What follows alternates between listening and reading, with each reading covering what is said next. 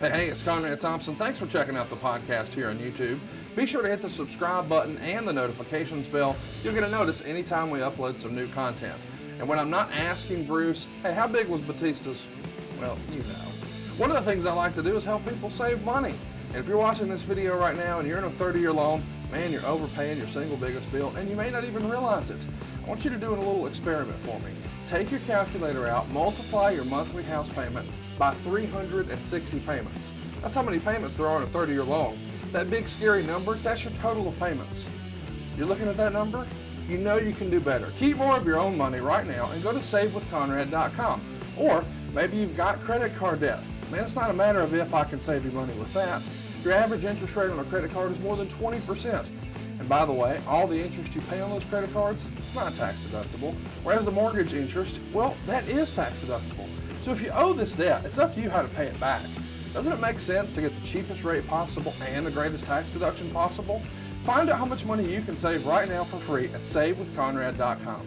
You don't need perfect credit. Even scores in the 500s can be approved, and it's no cost out of pocket. But maybe best of all, we're licensed in more than 40 states. We can help more families than ever before. But how much can we save you? Find out right now for free with a quick quote from savewithconrad.com. Hey, it's Conrad Thompson, and you're listening to Grillin' JR with the voice of wrestling, Mr. Jim Ross. Jim, how are you, man? I'm good, Conrad. I'm hunkered down in Norman, Oklahoma, just where I should be, where I want to be, at least for now, and I'm feeling good. No symptoms of the virus. Tried to get talked to my doctor yesterday, and I tried to get a test, but we talked about having no symptoms. He said, what's that test you can do that find out if you did have it? And they can tell if you've had it and you're over it. Anyway, I may do that test next week just to ease my mind. I have no symptoms. I have no fever.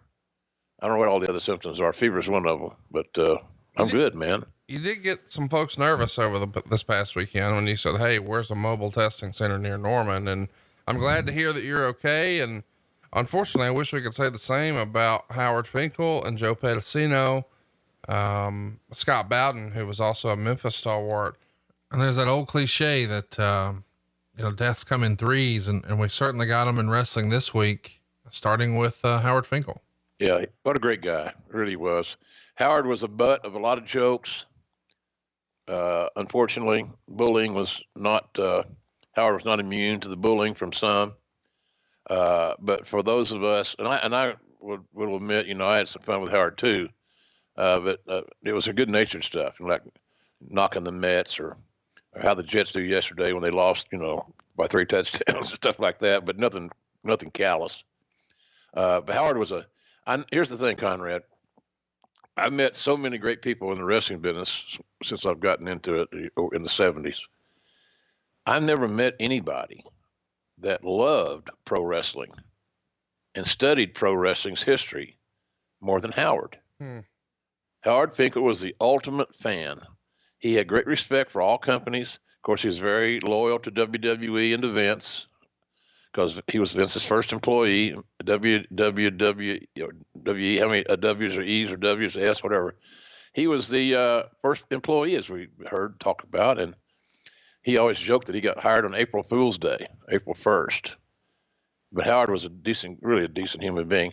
Every morning when I got to work in my office in Titan Tower, I usually kept my door unlocked and open. Tried to keep that open door policy.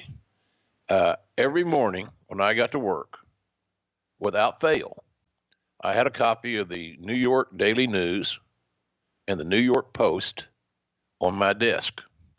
Howard would buy the papers on his way into the office, which was around 6 or 7 o'clock in the morning. Why he got there that early, I don't know. He didn't want to miss nothing, I guess.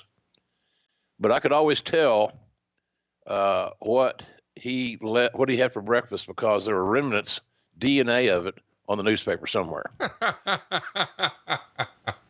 Oh, Howard had the egg bagel today. So Bruce called it Finkel matter. Finkel matter. So Howard would do that, and Lynn Brent was one of my assistants. Such a great hand in the office, but she hated. She was a Texas girl, so she didn't want to drive didn't like driving in the ice and the snow when it was bad. So Howard, with his early schedule, he'd go by their house, the Brents, Dennis and Lynn, pick up Lynn, take her to work. He did it all the time. He was doing it for a long time before I even was aware he's doing it, or he'd have got a attaboy sooner. But he was a team player and a good guy, and loved his Mets, loved his Jets. But he's in a better place now, as they say. But he'll be missed. Howard will be missed, no doubt about it. He has he's the most profound ring announcer of any ring announcer in any ring sport, in my view. His work spanned decades, high level work, major event work. He named Wrestlemania. Yeah. So Howard was a great guy and a real true fan. We lost a great fan in Howard Finkel. So I'm still thinking about old Fink, and he always used to invite me over to his house to have not just hamburgers, Conrad, steak burgers. Ask Bruce that sometime about Howard's affinity for having cookouts at his house and having steak burgers. I wasn't sure what a steak burger was, but I found out. It's funny that you say that, because that's literally the story that Bruce chose to tell last week on Something to Wrestle. But you started to mention something that I think some folks have brought up, but Howard was, the butt of a lot of jokes and the subject of a lot of ribs over the years. Was he just, willing to play along, or what can you tell us on that? Yeah, he played along mostly. Sometimes when it went too far, it'd piss him off. He'd start crying. Mm. I never thought that. I thought that was going a little too far, quite frankly.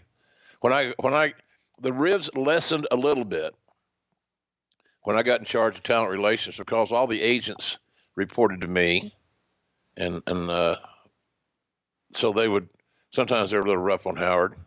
G Ward, you a little rough on the Beaver last night, type things, So I didn't want to, having fun with him, making him feel a part of the team is great, but making him feel like he's a freak or an outcast is not great. That's bullying, and bullying is very, very unattractive. So, he took it pretty well. Howard used to produce all the interviews for the towns back in the day when they put the interviews in the syndicated shows. And sometimes he'd have guys stay over to do interviews, and they'd do them after the show. So sometimes they'd be doing interviews between midnight and 6 a.m. So he'd have guys come that didn't have a match on the card significant enough to be promoted about. And when asked, Howard would say, I just wanted them to feel like they were a part of the team. And I think that's kind of what Howard was always looking for himself, just to feel a part of the team. And so when guys are coming to do those late night sessions, then they finally realize that their interviews they were recording aren't even going to make air. It kind of pissed things off, and Howard was guilty of that now. But it was good intentions. He wanted them to feel like they were more a part of the team. Mm-hmm. So that was kind of Howard's philosophy, be a part of the team, and he loved it. Conrad, a man, is a lucky man that can live a life where he realized his lifelong dream, had a long career doing it, and did it well. That's Howard Finkel. Amen. I don't think we can say it any better than you just did. Talk to us about Joe Pedasino. I hate to start on such a negative note with some passings, but I feel like it's worthwhile.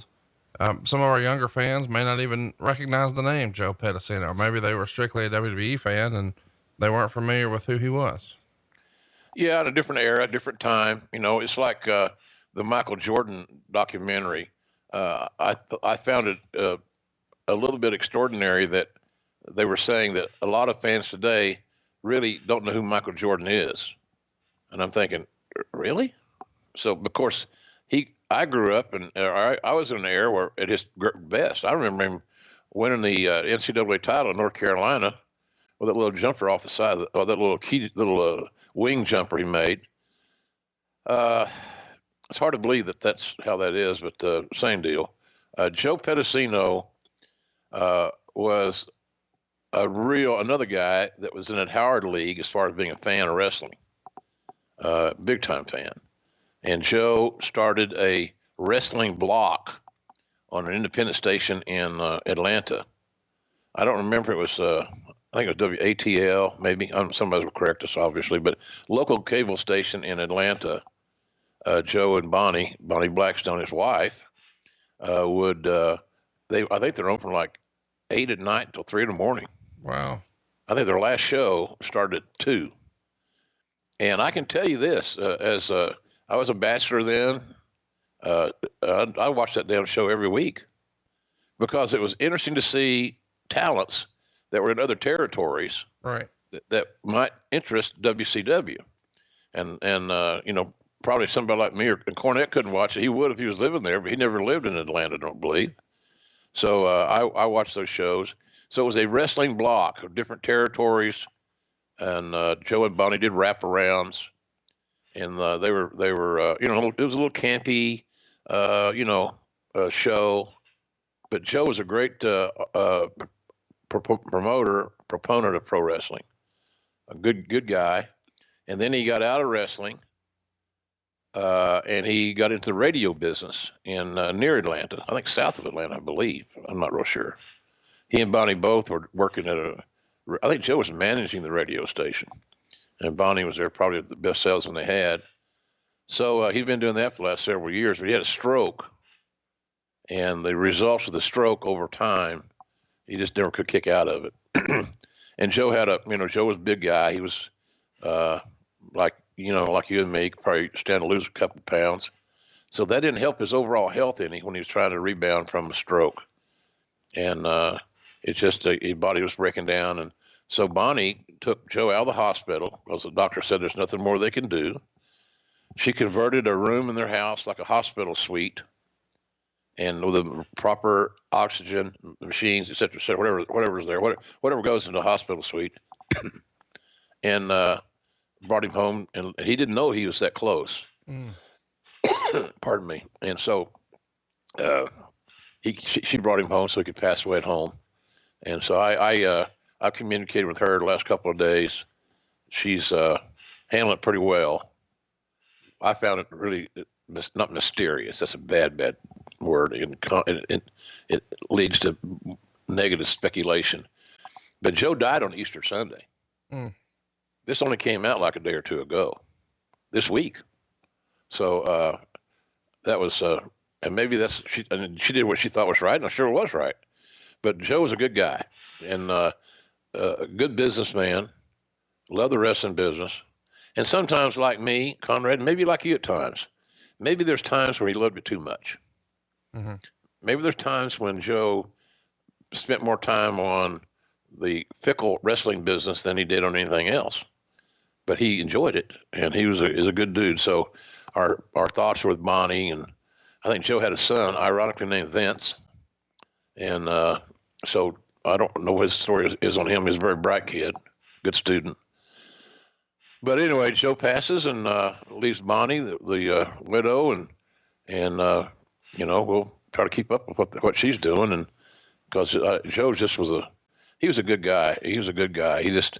He really could, if he could have made his life in wrestling, he'd have done that in a heartbeat. But unfortunately, that just didn't work out. And of course, the WCW group, he came to work for WCW. And I don't know. He was I think he was a scapegoat for Jim Hurt at times. That's the funny thing about being big. Sometimes people that are big, like Joe, they get the short end of the straw. They're teased. They're not respected because they don't look like somebody else. And I think Hurt was a little rough on Joe at times, which was never a good thing. So Joe passes. He was 70. He was 70 years old. Man, when my peers start dying and they're a year or two older than me or whatever, heck, fire. Those are sobering wake-up calls, Conrad. They're sobering wake-up calls, let me tell you. So Joe's going to be missed, and we're glad we brought him up. Let me ask, you said something a minute ago that I wanted to circle back on, because I feel like you've said things like this lately. You said sometimes maybe I wonder, did he love it too much? Maybe he loved and spent too much time on this fickle old wrestling business. Do you think about that from yourself sometimes? Because it does feel like something you've mentioned more than a few times lately. And I've wondered, since you've sort of been cooped up, have you had more time to maybe reflect and think, man, did I give too much to this? Well, I gave too much time to it. It's a good observation.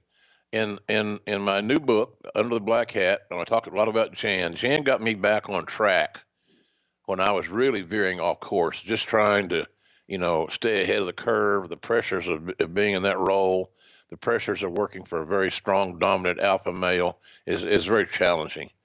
And I think there were times when I went way too far. Too many hours. I'll call her, honey, I'm not going to be home in time for dinner. I'll eat when I get home. She never complained, never bitched or moaned. That's how I would do that. And I took advantage of her, God bless her. And because my priority was not my marriage, my priority was not my loving wife, my priority was my job. So, he's a workaholic. Okay. That's nothing to brag about, quite frankly, folks. Being a workaholic is not, you don't get no goddamn attaboy or red badge of courage. And Conrad, being a workaholic will not help your goddamn push. It's going to push you away from the supper table. It's going to push you away from spending time with your significant other. Yeah, Jan pointed that out. But she did it in a way that was non-threatening. Hey, look, if you don't spend more time with me, we ain't gonna make it. Never, never, ever. But she would be the one that would say, "Are you sure you're not spending a little too much time here?" And that it goes back to when I started doing the payroll, and I go to Vince's every Saturday. So I didn't have Saturday off. I go to Vince's house and work on house show booking and the payroll until I said, I think I could do this payroll. I'll turn it into you can correct it, or you can change it. Do what you want to do. And that's when Linda came to my office that time and said, "Thanks for giving me my husband back."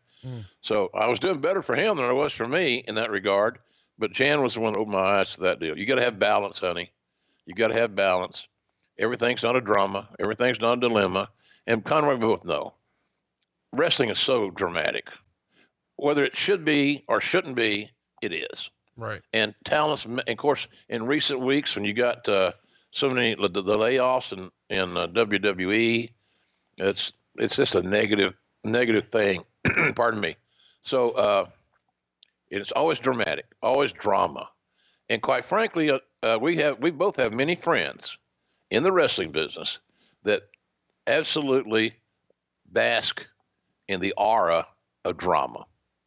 My push, my look. Hey, this guy's getting more TV time. It runs on paranoia. And that goes back sometimes, in my view, you can't eradicate it, but in good management can ease it somewhat because it's called communication. And talents are leery to communicate on their own. They don't want to start a negative conversation more often than not. So if you look them in the eyes and you know them, you know when they're troubled, you know when they're concerned about something. So I brought it up. Hey, about this or that, whatever. And it's how you communicate with people in the wrestling business. You got to be proactive, you got to be honest, and you got to be able to communicate. So I think sometimes, Joe was so hell bent on being in the wrestling business in a significant way that he probably let the business spend too much of its time with him. So, but we all have those issues. I've had it, Conrad. I'm not so sure you haven't had these issues. Starcast and all that other shit, man. Sure. Absolutely. You're up your giant Roll Tide balls and that stuff. So, we're all been guilty. Our guilty pleasures, but it's hard to define it as a guilty pleasure when you're earning a living doing it or earning a payday. So, but he was a good man, and I do think that we all of us at times. So this could be folks that are listening. You don't have to be in the wrestling business to be a workaholic. You don't have to be in the wrestling business to spend more time on your business, thinking about it when you're there, when you're clocked in, or when you're not. You don't have to be in the wrestling business. You can be in any line of work. There has to be balance in our lives, and that's what Jan pointed out that I write about under the black hat. I had to have more balance because my health was failing. I was ignoring pain because I was apprehensive and nervous that if I showed signs of weakness, it's like that movie title. They shoot horses, don't they?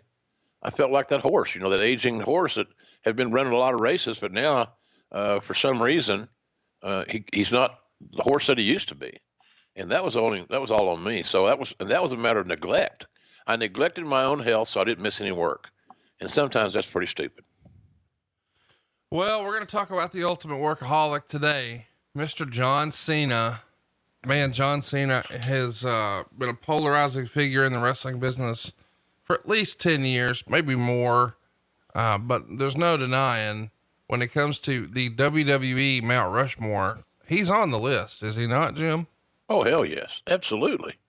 I never, I from the get go, I never worked with, recruited, signed, whatever you want to say, a more dedicated guy than John Cena.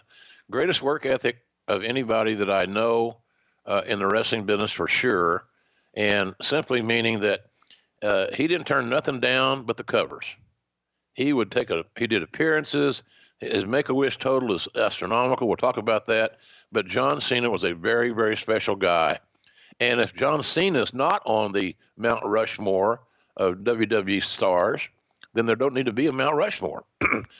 Knock it down and build an apartment building or something. You don't need the mountain. He's on that mountain and he's very firmly in place. And we're talking about him today because today is his birthday, born April 23rd, 1977 in West Newbury, Mass. The second oldest of five brothers, went to Catholic high school and eventually transferred to Cushing Academy, a private prep boarding school, gets into bodybuilding. And man, he looks like an athlete from as young as we can see him. When did you first meet him? I met John through Ric Bassman, I believe. That's right. He starts his career, or training at least, in 1999. And Ric Bassman is a name that longtime fans may remember, was the guy who helped sort of quote unquote discover the Ultimate Warrior and Sting. And much later, The Miz, Chris Masters, Luther Reigns, Nathan Jones, John Heidenreich, but perhaps no bigger star than John Cena. Well, we haven't talked a ton about Ric Bassman here on the show, you and I. What can you tell us about Ric Bassman? Hustler, promoter, entrepreneur, another guy that was a big wrestling fan, but looking to find a way to make a living in it. He ran a little promotion out there in Southern California. UPW was the name of that. That's right. So, but he, any of these guys that have these quote unquote wrestling schools, the greatest accomplishment that they can achieve in their eyes, more often than not, Conrad, is getting somebody signed to WWE. That's the best advertisement, best promotion that an indie promoter, or excuse me, an indie promotion or school can have at that point in time. Still probably going to be that way. At least AEW is at least in the picture as far as that's concerned. But Rick was that entrepreneur, get up and go guy, little guy, just a buzz of energy. Gosh, and Bruce did a real good job for us out there, because Bruce enjoyed going to LA and talking with Rick and watching the talents, to go to the little shows that they had. They had an arena that they used there. It had a balcony thing, a little like when Abe Lincoln got killed in the theater, the little balcony gimmick. They had that up there, and that's where we would sit and watch the matches, looking down at the ring out of the way where we could actually think, take notes. So Rick was a hustler, and he's still out there doing something. I'm not sure. I'm sure it's entrepreneurial in spirit, but he's quite the go-getter, and that's where I first saw John Cena, was there. I think he was wrestling as his character was Prototype. Yeah, that's something that we've seen a little bit of in WWE videos, where they would show clips from OVW where he would, he's essentially positioning himself almost like a cyborg, right? And he would say something and then rewind it and basically just repeat the same words backwards. So a pretty interesting look, but this is a look that you knew, or you had to know when you first met him, Vince is going to love this. Oh yeah, absolutely.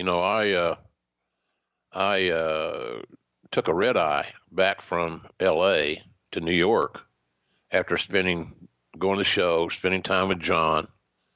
And it was a significant meeting. He knew exactly how to maximize his minutes. He knew that I could help make a decision. He knew that I could put him on the radar, Vince's radar, and that's the only radar that counts. So when I got back, I had the car service take me to the office, And of course, I've been wearing the same clothes since the morning before because the schedule and the red eye, et cetera, et cetera. So he said, I said, well, I told him, I said, I agreed to terms with a WrestleMania main eventer in 5 years. He looked at me like I was delirious. And he said something kind of benign. And he said, now go home, take a shower, and come back to work. So I went home, took a shower, got dressed in clean clothes, and came back to work. As you know, there's that married, loving the business, being a workaholic. But that was that deal, But John was, I just felt in my heart that I had met a very special athlete. And, Conrad, he could sit and talk, especially the WWF brand of Northeastern Wrestling, Northeastern in the United States. He could talk chapter and verse as good as anybody. So I knew that he wasn't a bullshitter.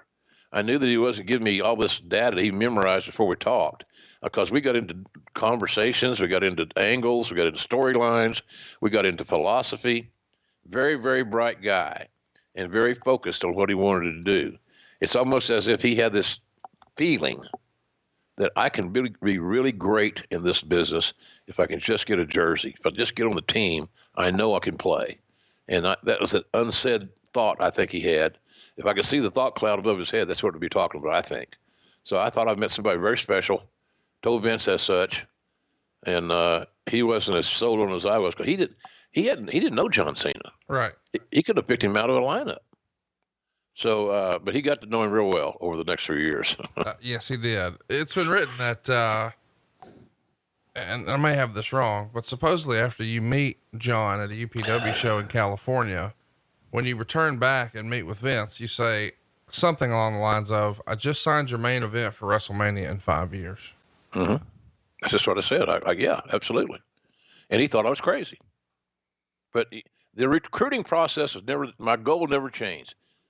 You want to sign people that you believe, if they can evolve and you get a good human being, that they have a chance to headline WrestleMania.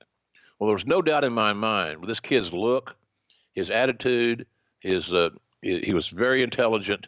He had great product knowledge for somebody that was just so young and had never earned a paycheck to any degree in pro wrestling. Because I don't know that Bassman paid those kids a lot of money because they were getting opportunity to expose their skills, et cetera, et cetera. Yeah, that's what I'm saying. I took the red eye. I went from, I think LaGuardia or Kenny, where it was, back over to Stanford. I was so excited. I didn't even go home and shower first. Or change clothes. I was so excited about meeting John Cena on that first visit that I could not wait to tell Vince. Unfortunately, he had something else on his plate that day, as always, and he did not share in my enthusiasm. But again, he had not met John. Right. He didn't have the time with him that I did. And soon he did, and he saw what I was talking about. And, we got John signed real quick. He was one of those guys, let's not let this guy get away. And we didn't. One of the things that stood out to me is commentary from Vince on one of the early John Cena DVDs that the WWE released, saying that he didn't think John had the fluidity, that he just didn't like the way he moved, and he thought it was a little awkward. And that has been one of the criticisms of John over the years, that perhaps he was a little awkward and didn't move like a natural wrestler, whatever that may be. And that maybe his moveset was pretty limited. I mean, people even joked about the 5 moves of doom, but then you hear other folks say, well, no, he's playing the hits. That's what fans want to see. And that's what they've grown accustomed to. And they want to see those whenever they see John Cena. I could see both sides. What did you think when these criticisms started to bubble up? Oh, they're inevitable, because wrestling fans like to criticize, especially in today's social media. They can sit at home, like we all should be doing, and get on that keyboard and just be badass experts. How many moves did Stone Cold have, by the way? Right. Really, how many moves did Bruno have? How many moves did Ric Flair have? They have move sets. They have things they do well because they're smart. They cover up their weaknesses by not going in that arena. They exploit their strengths by staying in that arena. Mm-hmm. So John, the other thing about John was very heavily muscled, as we can remember, and he's still jacked. But I think that was a part of his, his stiffness maybe, I also think it was a fact that he was swimming in deep water in WWE, much different body of water than he was in UPW. So I could see the point, but he's a green guy. He's a goddamn rookie. How smooth is he supposed to be? Jack Briscoe the day after he signed him? No, come on. But I here's the thing about John. John very coachable. I found out John went to Springfield College. He was an All-American center. So that really made points with me when I did my research. We talked about that. And ironically, here in Norman, one of the strength coaches named Scott Kolak he's actually from Greenwich. He knew the Mean Street Posse in high school and all those cats. But he coached at Springfield College, and he coached John Cena. So I get a hold of Scott, who I knew, and I said, "Tell me about John Cena." And he commenced to telling me that if the light was on in the weight room, John was probably there. He was the first one in, first one out, last one out rather. He was the captain of the football team. He was the unabashed leader of that football team. And being a grunt, playing with your hand in the dirt as a center, I thought was his hand might not be in the dirt. But you know what I'm saying? Yeah. Playing the interior offensive line, sure, ain't a glamour position. So I got great reviews from him. He said, "You'll never hire a better guy with more character that wants the team to win and he wants to be great than John Cena." And I said, "You ever have any issues with it?" Not. He said, "Not one. I can't tell you one. Wow. Nothing." So that's what we got. So again, the focus of bringing quality human beings that were brand new, like John Cena, into the locker room, you got to make sure they're going to fit as far as a social fit, as a team fit. And here's a guy that's been in team sports all his life. I like that. The locker rooms are full of the roster, and he's got along with everybody. It seemed like I like that. They liked him enough to vote him captain of the football team. I like that. So to me he was a no miss guy, but he didn't have that independent wrestling training, that the length of it that a lot of guys did when they come to WWE or someplace from Ring of Honor or from WWE to AEW, whatever it may be. He did not have that extensive background, but that's what we were there for. That's what we're going to do. We're going to give him that experience and those reps. He never shied away from reps. He never shied away from drills. Never late. Just like you keep waiting. Now wait a minute. This is the pro wrestling business. I got this guy that some people are going to perceive, the old school guys, a musclehead. So JR is signing this guy because he wants to kiss Vince's ass because he knows Vince likes muscleheads. Never crossed my mind. I could care less what he looked like in an 8x10, even though I know how important it is. I was more concerned about his character and his mindset in general, and I found no flaws. Well, we've talked about OVW briefly. We should mention he did have a dark match in October of 2000 at a SmackDown taping. He'd get another one in January of 2001, and then he finds himself in OVW and a few different things that he gets to do there. He gets to tag with Rico Constantino, and he gets to really perfect the prototype gimmick. And they even put him with a manager, your buddy, Jim Cornette's old pal, Kenny Bolin. So it's an interesting time to be in developmental, because the WWF is hotter than ever. Everybody wants to be a wrestler. It's a rich talent pool in OVW. It becomes a who's who, maybe its own little Hall of Fame class someday. What was Cornette saying about the man, John Cena, and the prototype character and his potential upside? He liked John. He didn't, John was a promoter's dream. He was very intelligent. He couldn't help but be a great team player. That's how he was raised. That was his environment. That was his mindset. So Cornette, may have had issues with other guys, and deservedly so for them, because they were late, nonchalant, or they wanted to play the role of what they thought a pro wrestler should be, leg slappers, shit like that. He was just a great student, and he sponged that information up and the knowledge up like nobody's business. So Cornette liked him, and how could you not like him? I mean, Right. what was wrong with the guy? Well, he had, I don't know what, there's nothing. He was a dream signee that we were damn sure lucky to find and sign. We know that he's going to go on to be the biggest star that the company has produced in the last 20 years, but it didn't look like it was going to be that way. On June 27th, 2002, that's when Cena made his WWE debut on an episode of SmackDown. Kurt Angle's in the ring, issues an open challenge. It's become a famous story now. He asked Cena, what do you think you have that means that you could hang with me? And he says, ruthless aggression. And now the ruthless aggression era was born. And I don't think anybody would have predicted that John Cena would be the star he is today based on that initial outing, which I guess you could say for almost everyone who had, big beginnings in wrestling. I mean, nobody would have guessed that the ringmaster Steve Austin would be Stone Cold, or that Rocky Maivia would become The Rock. But this is a similar story, pretty humble beginnings here. Although you're, quote unquote, giving him the rub with Kurt Angle, this is not the best version of John Cena we're going to see. No, he just started. Yeah. How could it be? Of course, it's not the best version of John Cena.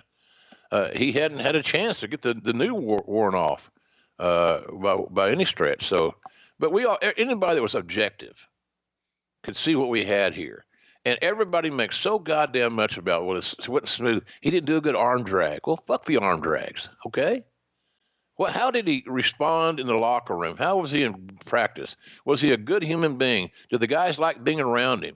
Did he fit into the system? You damn right he fit into the system. But that bullshit about, well, he was a little stiff. Show me somebody that came not literally off the street, but with limited training, who wasn't somewhat stiff. But the stiffness is uncertainty. Mm-hmm. The stiffness is because I think I'm doing the right thing, but it's not a natural fit yet, but I'm beginning to get it. And that's the thing about John. He was just, he was the perfect fit, but it didn't take a long time. But look, even to this very day, I'm going to tell you that John Cena was a better worker than Shawn Michaels. Of course not. Or Ric Flair, but you don't have to be. Right. So I really don't have a lot of, I get aggravated sometimes about some things like that. Well, he wasn't as good as this guy or that guy. Okay, good. Well, good for you. I'm glad you like that. Now go back to your room. Put the Kleenex up and throw away the goddamn lotion, because you won't get a push if you use a lotion every day. Well, what's remarkable to me is just the evolution of John Cena. And I feel like a lot of folks maybe weren't paying attention back then, but you've got this John Cena who is the white meat baby face, who's jacked beyond all belief. And he's got multiple trunks and boots, and he's going to try to color match to whatever town they're going to for their local sports team. So that might have been a little, for my taste, a little pandering. Well, yeah. So it's a little hokey, which is why it stands out a little bit that Vince would have got behind let's let him challenge, slap, and wrestle Kurt Angle. And then B, let's have The Undertaker come introduce himself to him after. This is how you make a star in professional wrestling, is it not? I mean, you throw him right into the deep water with one of the most decorated performers there is. And then the guy who has the ultimate respect of the locker room, and the fans know that, goes and introduces himself on camera. That's a big deal. Yeah. A different presentation. Well done creatively. And both guys pull their roles off very well. The thing that's funny about that, or not funny, but unique, interesting, is that if you go back and watch that confrontation back, look at the facial expressions of both guys when they're doing their verbal aspect of their confrontation before the match started. Very sincere, very real. I couldn't see through it personally. Thought it worked out really, really, really well. And look, hats off to Kurt Angle, the now unemployed Kurt Angle, for being so giving and unselfish to provide the rub for John Cena. Let me tell you something, Conrad, in this business. If a top talent like a Kurt Angle, who was really at the pinnacle of his game in that era, if he did not want to give the rub to John Cena, and he sat down and had a little chat with Vince, the rub would never have occurred. So point being is that John got that rub because guys liked him. Right. He fit into the locker room. He knew how to become one of the boys and not one of the quote unquote workers. Hey brother, bullshit. He was a straight shooter. And that's another great thing about John, straight shooter. So very quickly, we see a backstage vignette with Chris Jericho and Vince McMahon and John Cena, and John Cena just absolutely slaps the shit out of Chris Jericho, and it becomes a very, very memorable slap. What do you remember hearing about this slap heard around the world here? They encouraged John to lay it in. Jericho would not have it any other way. He's a pro. He's got to look good. You would have killed John Cena with a half-ass slap, and then Jericho had to sell a half-ass slap. Right. You have no option. You have to lay it in, and there was no question. Cena laid it in, and it worked. At the Vengeance 02 pay-per-view, it's set. It's going to be Jericho and John Cena, and he actually pins Chris Jericho in 6 minutes and 21 seconds. It's pretty remarkable to think about how quickly this is coming together for him. In a debut, he's programmed with Kurt Angle, very quickly brushes up against The Undertaker, and The Undertaker gives him acknowledgement of his respect. And now he picks up a pay-per-view win over Chris Jericho. We've often heard that sometimes when one of the boys starts to break out from the rest of the pack, it creates a little bit of jealousy amongst the others who don't feel like they were quote unquote chosen. Do you remember anybody coming to you and complaining or sort of insinuating they weren't too pleased that Cena had this spot that they felt belonged to them? No, not a bit. And I wouldn't have been a very good audience. Maybe my crankiness would have reared its ugly head because you're pissed off because somebody on our team, on your fucking team, in our locker room is getting an opportunity to live their dream and to contribute in a big way to this company and make the goose that lays the golden eggs, i.e. WWE, healthier. I ain't got time for that conversation. So I never got one, not from anybody regarding, what about my push? What about me? What about me? I've been here longer than him. Well, this is not a tenured job. You're not a college professor. This is wrestling. It's entertainment. Our goal is to find the talents that can be stars and catch them and catch that lightning in the bottle sooner than later. So, but Cena was on a fast track because of the work that he had done in OVW. Cornette liked him. Danny Davis liked him. I never heard a negative word out of him. I used to go down there frequently. I'm sure Bruce did too. I know Bruce did too, to evaluate, to check up and see how guys are doing. And Cena was always one of the first guys you talked about. He and Lesnar, because Lesnar was the foreman of the ring crew. So he was the driver of the pickup truck that hauled the ring. So between Lesnar and Cena, they got probably more accolades from internally from the staff than anybody else. Let's talk a little bit about, we've mentioned it before that Cena's doing the white meat babyface thing with the different team colors in every city. It feels like very quickly we're trying something different. And we're going to have on October 17th of 2002, John Cena get a win over Billy Kidman. And then the following week, Kidman picks up a win over John Cena, and then Cena brutally attacks him after the match. And this is interesting because it feels like when you go back through the story of John Cena, that maybe the office, quote unquote, was super high on him at first. They give him some opportunities and for whatever reason, don't think that he does well enough to sustain that push. So before we just throw the baby out with the bathwater, so to speak, let's try turning him heel. And around this same time where maybe the office is losing some confidence in him, somebody somewhere hears him rapping and they decide to give that a go. And there's been a lot of debate about who that was that heard it.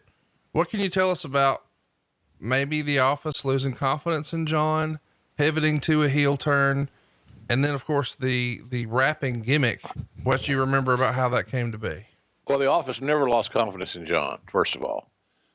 They were looking for roles for him so he could star. They were looking for starring roles for John Cena. And we had a very strong babyface side of the roster. Any territory that is dotted with their top stars as baby faces have the same obligation. It's been the same forever. Is that if you have a baby face territory, i.e., the top dog in the territory is a fan favorite, your obligation as a promotion is to develop a heel factory, as they say, and make sure that you got a fresh contingent of opponents for your babyface champion. And so I think that some people thought that the character, a white guy rapping, for some old school guys, was not comfortable. I think they thought we can't make a rapper a fan favorite. It's as stupid as it sounds, as silly as it sounds, and it is. I think there was some apprehension there. But John's rapping was so entertaining. I understand the story was, I got an agent report from a tour. I think it was an international tour that said, by the way, John, the Cena kid entertained everybody on the bus with his rapping, freestyling, making up rhymes as he goes. Hell, I didn't know what all that meant, but I didn't really factor it into my decision or my feelings on John. But he had the bus rocking, and everybody thought it was kind of funny and entertaining. So I think that's the origin of John and his rapping. He's just and he was good at it too, man. He was really good at it. So I think there was what was that Caucasian guy that was a rapper? He kind of fell out of favor. Vanilla Ice? Yeah, him. Vanilla Ice. I think they were worried that he might end up like a Vanilla Ice and get real hot and sizzle right out. But that obviously didn't happen. Yeah, it did not happen. The doctor of thugonomics is born. He's, as you said, a white boy rocking the hip hop gimmick, doing the flat bills and the chains and the Mitchell and Ness throwbacks, jean shorts, and he's even got Reebok pumps. So this feels like this is more of the real John Cena, where he's able to be creative and, obviously he's a hip hop fan. What was your relationship like in this era with John? We've heard over the years that you had special kinships and friendships with certain talent. When did you and John's relationship start to become closer?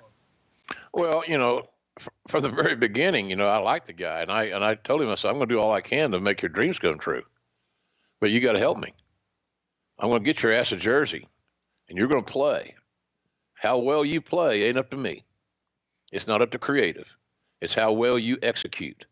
And never, I think he was one of the first guys I remember saying, never give this office any reason to not want to do business with you. He got it, man. He got it. So our relationship this grew over the years. The only time our relationship was he was on SmackDown and I was only on SmackDown for a cup of coffee here, there, and yon, after I got removed from the Raw team, whenever that was. So, but yeah, I've always had a good relationship with John. I can tell you right now, John Cena has not changed his cell number. I got the same cell number. I have, by the way, the same thing. I haven't changed my cell number in 30 years. And if I text John, I will guarantee you he'll text me back.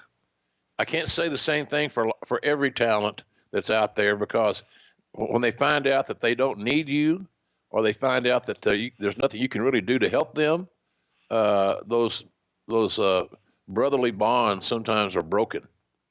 John would never do that. John would. He has character, and so I've always had a good rapport with him. But when he was on SmackDown, more often than not, he could kind of. Austin was my guy, as everybody would say, and then Michael Cole became Cena's guy. And but I don't have a problem with that. I mean, he was a star of the show, so why not? You should make him special in your commentary. But I don't, Conrad, I don't remember a time since we signed him that we ever had any significant issues. John had the ability to converse with Vince, not confront Vince, converse with Vince. He got it early on. Maybe a little bird whispered in his ear, here's how you do this. And he was also very creative. And he and Vince got on the same page creativity-wise. And I'm sure that John introduced Vince to hip-hop and to that world. because who else would have done it? Right. So I think John was lucky that he and Vince had good chemistry, and they enjoyed being around each other, seemingly from the get-go, and that went miles and miles to put smiles and smiles on faces. Well, it's pretty remarkable that as soon as he takes this new persona on, man, it's straight to the top. April of 2003, Backlash, Brock Lesnar is going to defend his world title against John Cena. I mean, this was a nothing happening babyface now becoming a heel with this new gimmick, and then the fans just love it. So he's not really a heel anymore, and pretty remarkable first year in the company. We would cruise on through and see, Cena have a lot of great matches on SmackDown with Eddie Guerrero and Rey Mysterio. And this is the era where a lot of folks sort of think this is like the golden era of SmackDown. Would you agree with that? I mean, people talking about the SmackDown 6 and all of that. Would you think this is as good as SmackDown ever was? Yeah, look at the talent. Absolutely. Eddie Guerrero, Hall of Famer. John Cena, Hall of Famer. Rey Mysterio, Hall of Famer. We had the roster overall was deep, and the Raw roster also was strong, as you remember. And SmackDown was those guys, the guys I just mentioned, Eddie, Ray, Cena, they got a chance to star on their own show. Mm-hmm. The star of Raw is going to either be Austin or Rock, and Undertaker and Triple H, and et cetera, et cetera. So the spots were more open and more attainable on SmackDown to get in that main event level of pay-per-views and things where the big money was being paid. So yeah, that was a great roster. I don't know that this is going to sound shitty for me, and I apologize if I offend anybody, but I don't know that SmackDown roster has been that strong since. Yeah, I don't think that's necessarily a bad thing to say. It's in the hands of Paul Heyman, and you've got such a rich talent roster here. Let's mention too, that 2004 Royal Rumble, when John is thrown over the top rope, he has a tear in his ACL. So fast forward to February 5th of 2004, and Paul Heyman is going to bench John Cena after the FCC is cracking down on profanity on network television. We're really just building towards his big crowning moment, his first big moment in company history, WrestleMania 20, March 14th, 2004, Madison Square Garden. No bigger arena, no bigger stage, no bigger opponent is going to defeat the Big Show to become the United States champion. It's his first title in the company. The crowd is ready for it. Soon after he wins this title, he has it redesigned, and it becomes the infamous spinning United States title. And I got to admit, this is not something I was a fan of. I understood sort of the culture of spinning rims and things like that, and the old Sprewell rims. So I get it. It fits his character, but a spinning championship belt.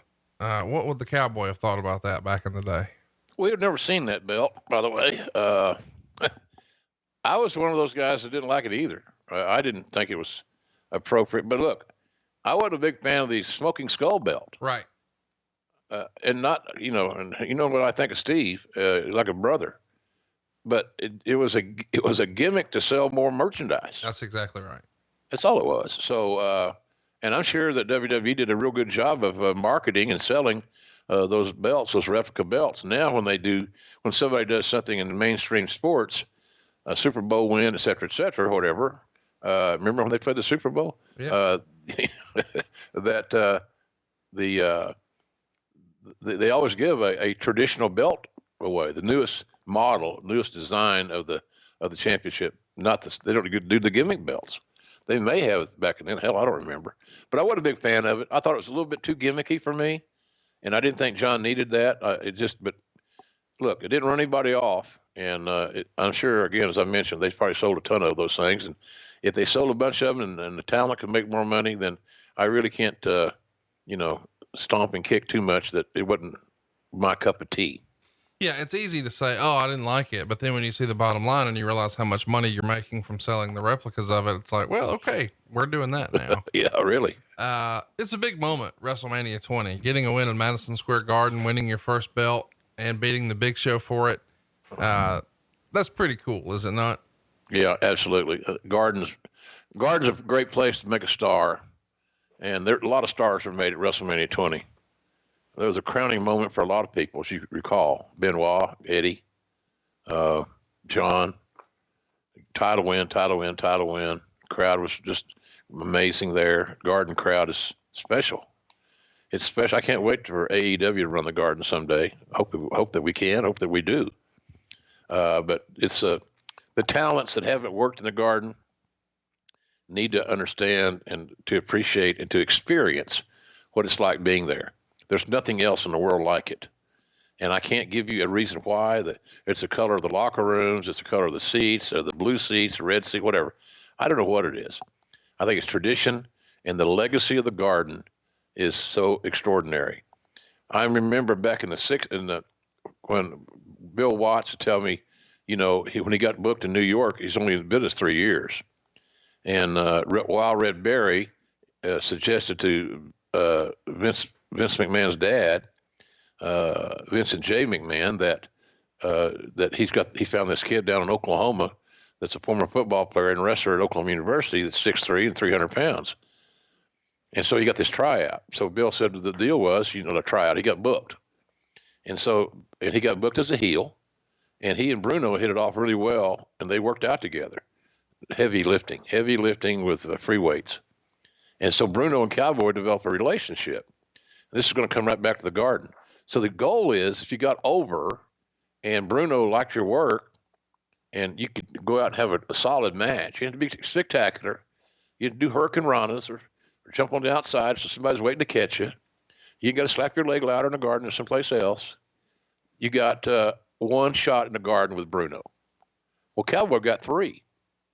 He had the last match in the old Garden and the first match in the new Garden, as I recall the story. But that was the deal. The measuring stick was the Garden. Right.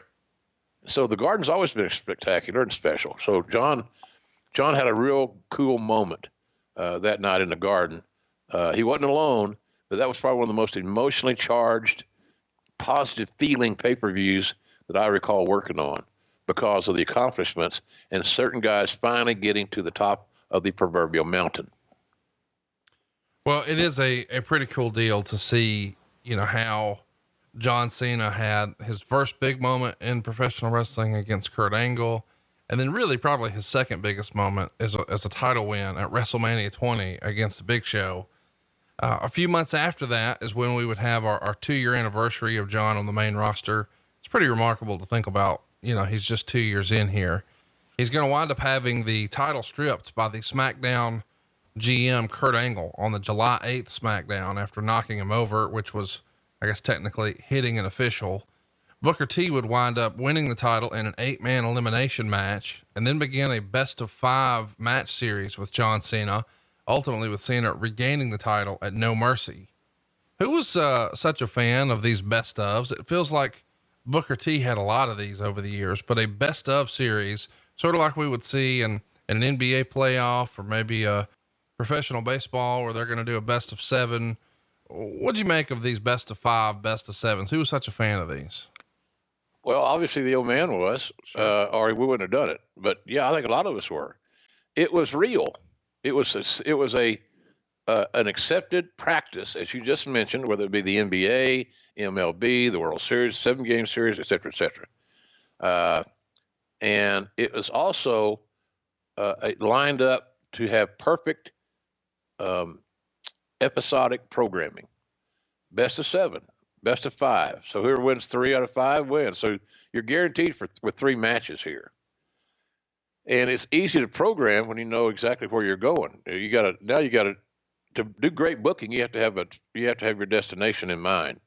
Not, well, I think we're going to do this. You can't do it that way. You have to have, let's get a plan and let's make this thing work. So the plan was to have, a best of 5 should have great matches.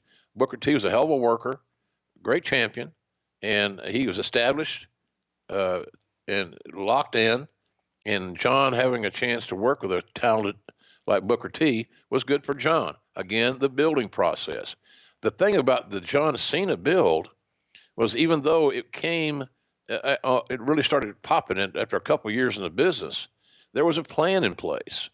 And until he dropped the ball or had got injured or something along those lines, it was clear sailing for John at that point in his career. Let's talk about his next piece of business. It's with Carlito. He's going to lose the U.S. title to Carlito. Eventually, he's going to win it back like a month later.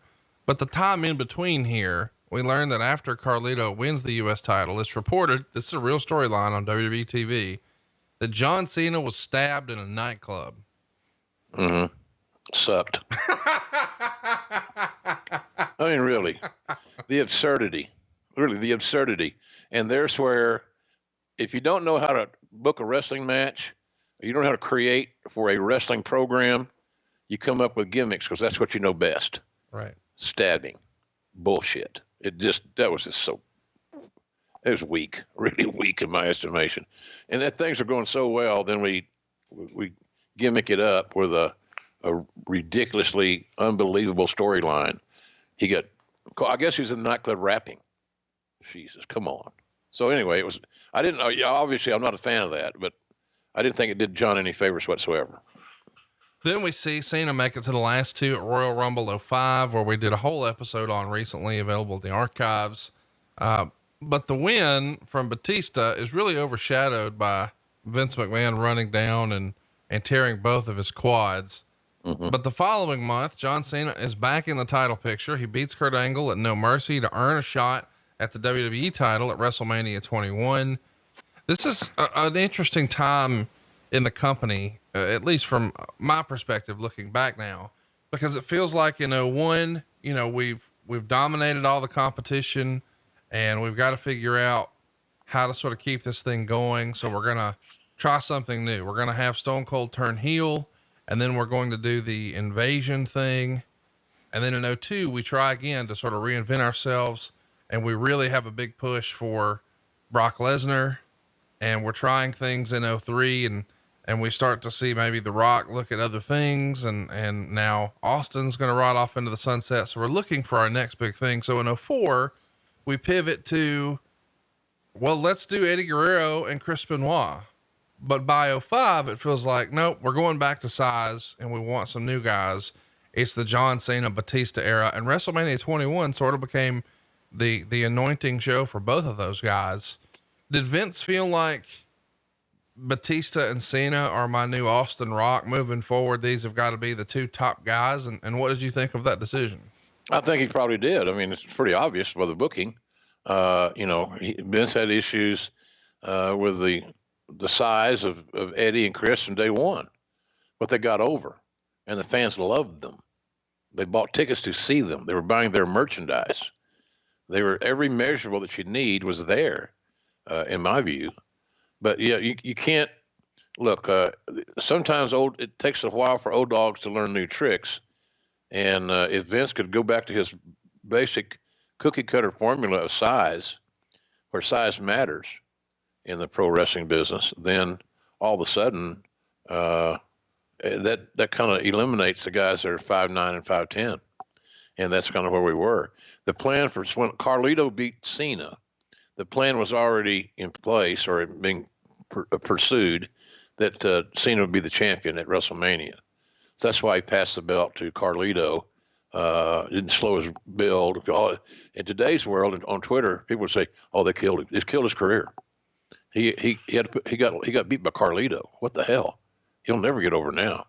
But that didn't happen, and that's a little bit overreaction too, quite frankly. But yeah, I think Vince liked the look of John Cena, and hey, look, how can he not like the look of John Cena and Batista? Right. The issue is that should not be the only thing on the shelf. There should be a variety of things on the shelf. Unlike trying to find toilet paper right now. Sometimes you can't do it. So anyway, I don't know where I come up with that, but nonetheless. Well, we know what's going to happen here at WrestleMania 21. Cena beats JBL to win the WWE title. We recently covered that WrestleMania on Something to Wrestle, but this is a big moment for John. He's not in the last match on the card. There was probably way more steam on the final piece of Evolution breaking off and Triple H and Batista squaring off, but it's a big moment for John. And we've seen childhood footage of him with like a cardboard world title that he made, where he's always wanted to be a WWF world champion. And now, this is his reality. He's done it here. Did you have conversations with John about, this lifelong dream being realized? Because we know he grew up a wrestling fan just like you did. Of course I did. And it was enjoyable. And I also asked him a lot of questions, historically based questions, to see if I could, if he could stub his toe on answering. He never stub his toe. He loved talking wrestling. He had a great recall. He understood why things were being done at a very early age. He knew that it was entertainment, didn't bother him, in that regard. Yeah, we talked about that a lot. And he just had, I mentioned this one time, I think we talked about just passing Mike Tyson. Mike Tyson has probably the greatest recall of anybody I've met regarding the WWF, because he grew up with it. He could watch local TV there, and when he grew up there in New York. And that was his deal. And Tyson was very sincere about it. And man, he knew his history. He could pass any history test regarding old school WWF wrestling. Well, John Cena was much the same way. Only his generation was after that Mike Tyson as a kid era. So yeah, John was he was really he just understood. He got it, and I could see the sincerity in him. He didn't prepare special material. I'm going to come up with 3 or 4 little nuggets here that JR might not know, so I can impress him. It was never that. We had a natural conversation, and the wrestling business obviously was a big focal point of that conversation, and he was as versed to talk about the business as was I. Of course, just like he did with the U.S. title before, now he's going to make a spinning version of the world title. Again, this is something probably old school fans didn't like, but man, you guys were printing money with these replicas, were you not? Yeah, doing good. We might not like it, it was good. I'm a big fan of the Eagles, as you well know. I don't like every song they've ever done. I like 90% of them, but there's a few there that I could fast forward, skip.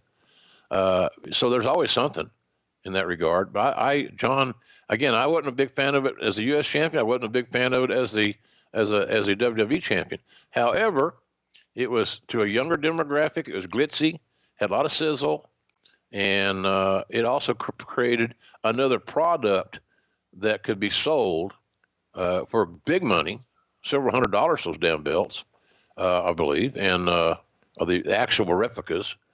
And so that was another opportunity for one of our talents to make a few extra bucks. We always like to figure out ways to get a little bit more cheese on the Whopper, and those belts put some cheese on the Whoppers. June 6th, we see the draft happen, and the then general manager of Raw, Eric Bischoff, drafts John Cena to Raw. We've often heard over the years that Vince viewed, at least in this era, Monday Night Raw as the flagship. It was the A show. SmackDown was the B show. Does John Cena moving to Raw mean he's now the A player where maybe once before Batista was? Yeah, it was a natural thing. He got over, he's selling merch, selling tickets, fans were responding to him. John Cena was never a guy, he was very polarizing. You loved him or you hated him for whatever your crazy reasons might be.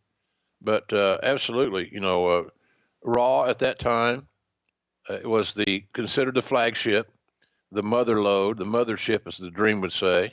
And it was just thought that let's take our top merchandise seller and put him on the TV show that has the most eyeballs watching. Pretty simple formula. It wasn't like it was a mystery deal. What happened behind the scenes? Was there a conspiracy? Yeah, it was a conspiracy to make more money. Well, it was a conspiracy to make more money because they're making a bunch of it here. The company is doing really well under John, and it feels like he's going to be poised to be the top guy. And then there's a shift at the New Year's Revolution pay-per-view, January of 2006. Cena wins an elimination chamber match to retain the title. But after it's over, Edge cashes in his Money in the Bank opportunity, and he pins John Cena to win his first world title. Man, I love this creative. It was a twist that I don't think a lot of fans, myself included, saw happening or saw coming, and great shit, man. What'd you think? It's sometimes it's good. Matter of fact, more often than not, it's very good when the audience doesn't see something coming. Yep. And that was one of those situations. Well, we had great confidence in Edge. He needed to break out development, becoming the champion with a surprising win over the new champ, the young champ. Was a good way to do that. And if you notice, Cena got the title back in less than a month. Yeah. I mean, I'm not saying it's a paradigm shift for the company or that they're maybe moving a different direction, but what a fun twist that I don't think a lot of fans saw coming. 3 weeks later, Royal Rumble, Cena wins it back, and he starts a feud with Triple H. They're going to have a match at WrestleMania 22, and Cena's going to get the win and defend the title successfully. But it's most notable that around this same time, where maybe they were so thrilled, the fans were so thrilled to see Edge win, maybe because they loved Edge, maybe because it was a shock, maybe because they didn't like John Cena. It feels like once he beats Triple H at WrestleMania 22, who was by no means a babyface, the fans slowly started to turn on John Cena and boo him around this time, which, I mean, I think they've been doing, until the last couple of years when he's been more part-time, especially, and maybe there's no better piece of evidence to support that than One Night Stand 06, which is an ECW themed pay-per-view, but Rob Van Dam is going to cash in his Money in the Bank and announce it well in advance and say, I want my title shot against John Cena at One Night Stand. A really magical moment. If you've never seen the match, you got to go back and watch it, just because the fan quote unquote heat is off the charts for this. There's no way Cena could have predicted that going out there. I mean, maybe of course I'm not going to be the fan favorite here. Rob Van Dam is, but this was almost unlike anything we've ever seen in wrestling. Was it not? Yeah. Cena wins, we riot. I think it was a sign that said something along those lines. That's right. Hey, look, here's the other thing about John Cena being a team player. Do you think he had to do all this booking? Do you think he had to do all this shit if he didn't want to? Of course not. You think he had to take the abuse, the physical abuse, the mental abuse, the verbal abuse, because he's simply booked? He had enough clout at that time, but he didn't. He was a team guy. That was a great win for RVD. RVD needed that win, and it was a lasting memory. You're talking about it now, Conrad, in reverent terms, because it was a hell of a pay-per-view.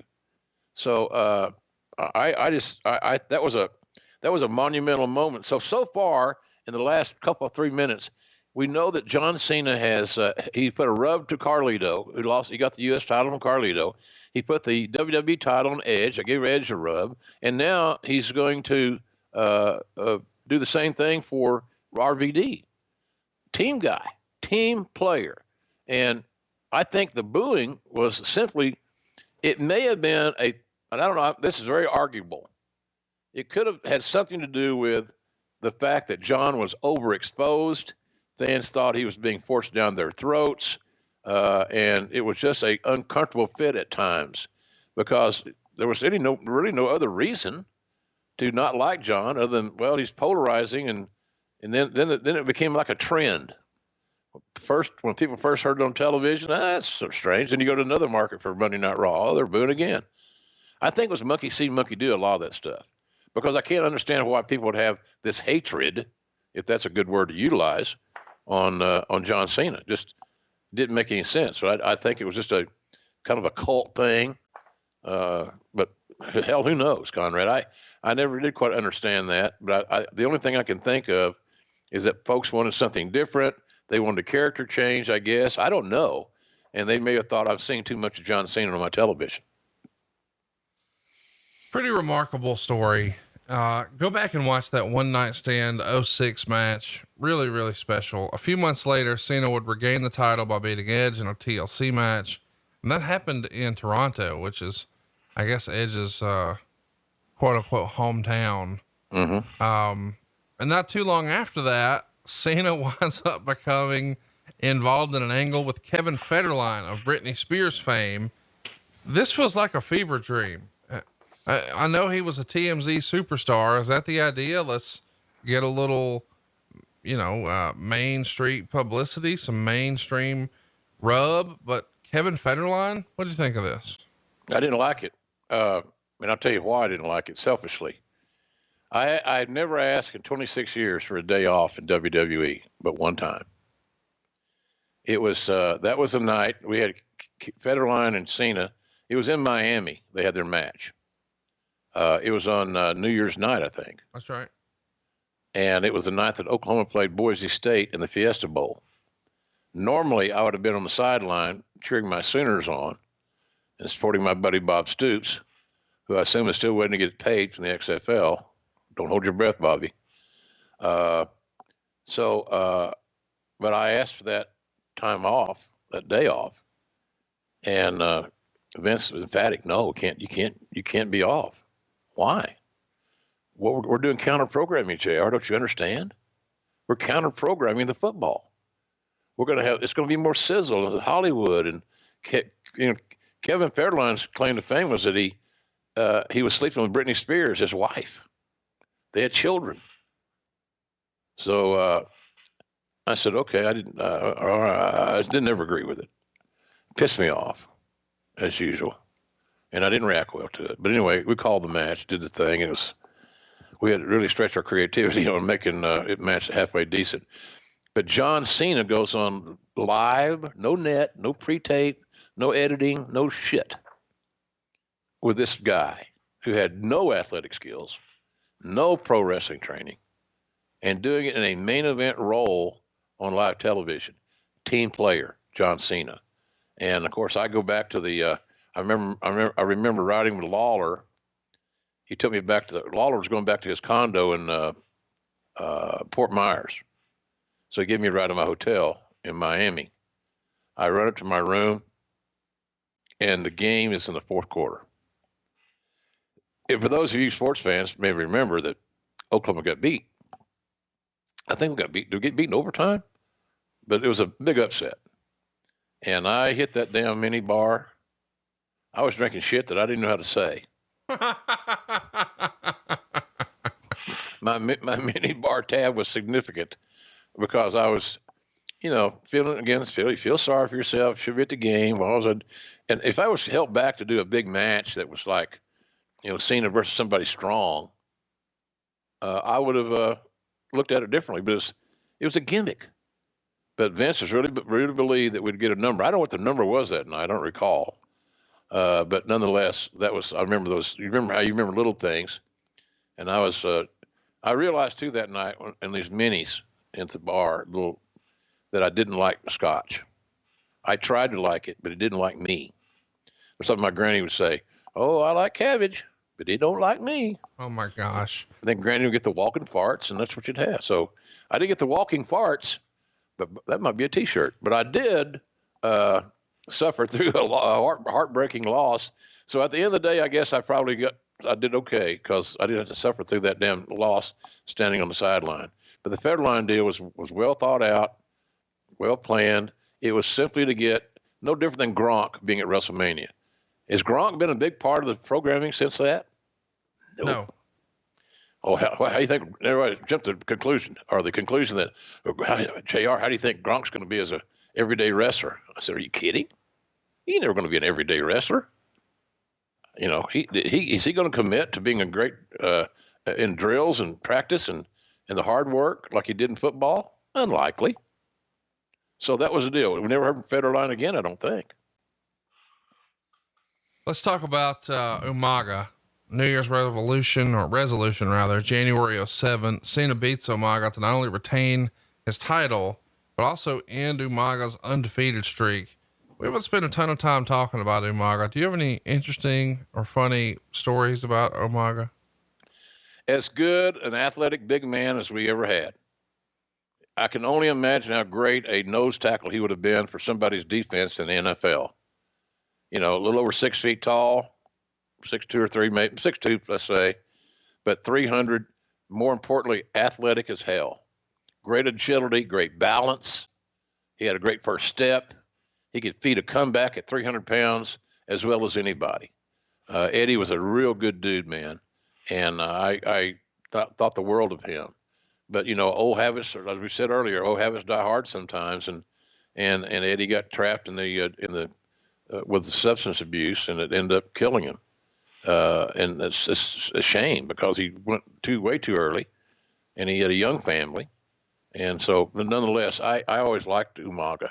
I really believe he could have been one of the all-time greatest monster heels that we ever had in WWE if he had lived longer.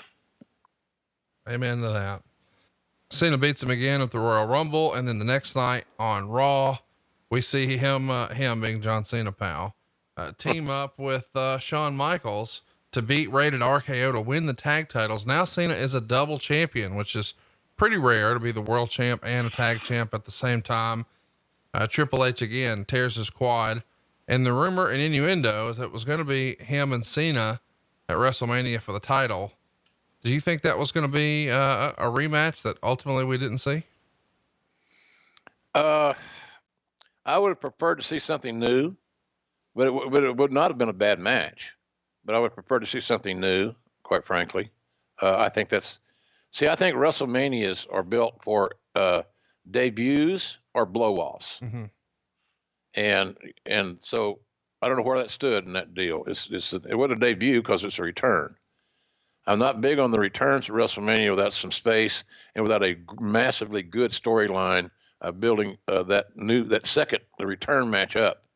And I think Vince feels that way too, to some large degree. But 23 was, you get Shawn back was a hell of a deal for us. And then Triple H gets hurt with that quad thing. And so we were lucky to have Shawn there, but we were even luckier to have John Cena on the roster.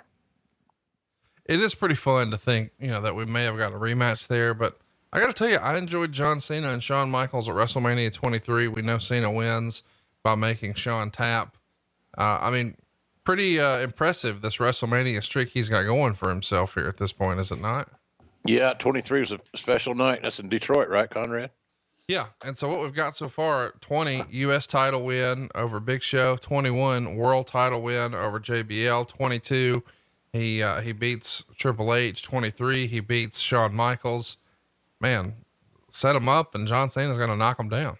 Yeah, that's the way you build a babyface. It's a babyface territory. The babyfaces overcome seemingly insurmountable odds. They find themselves in waist-deep jeopardy, and they battle out of it and win. And that's simple.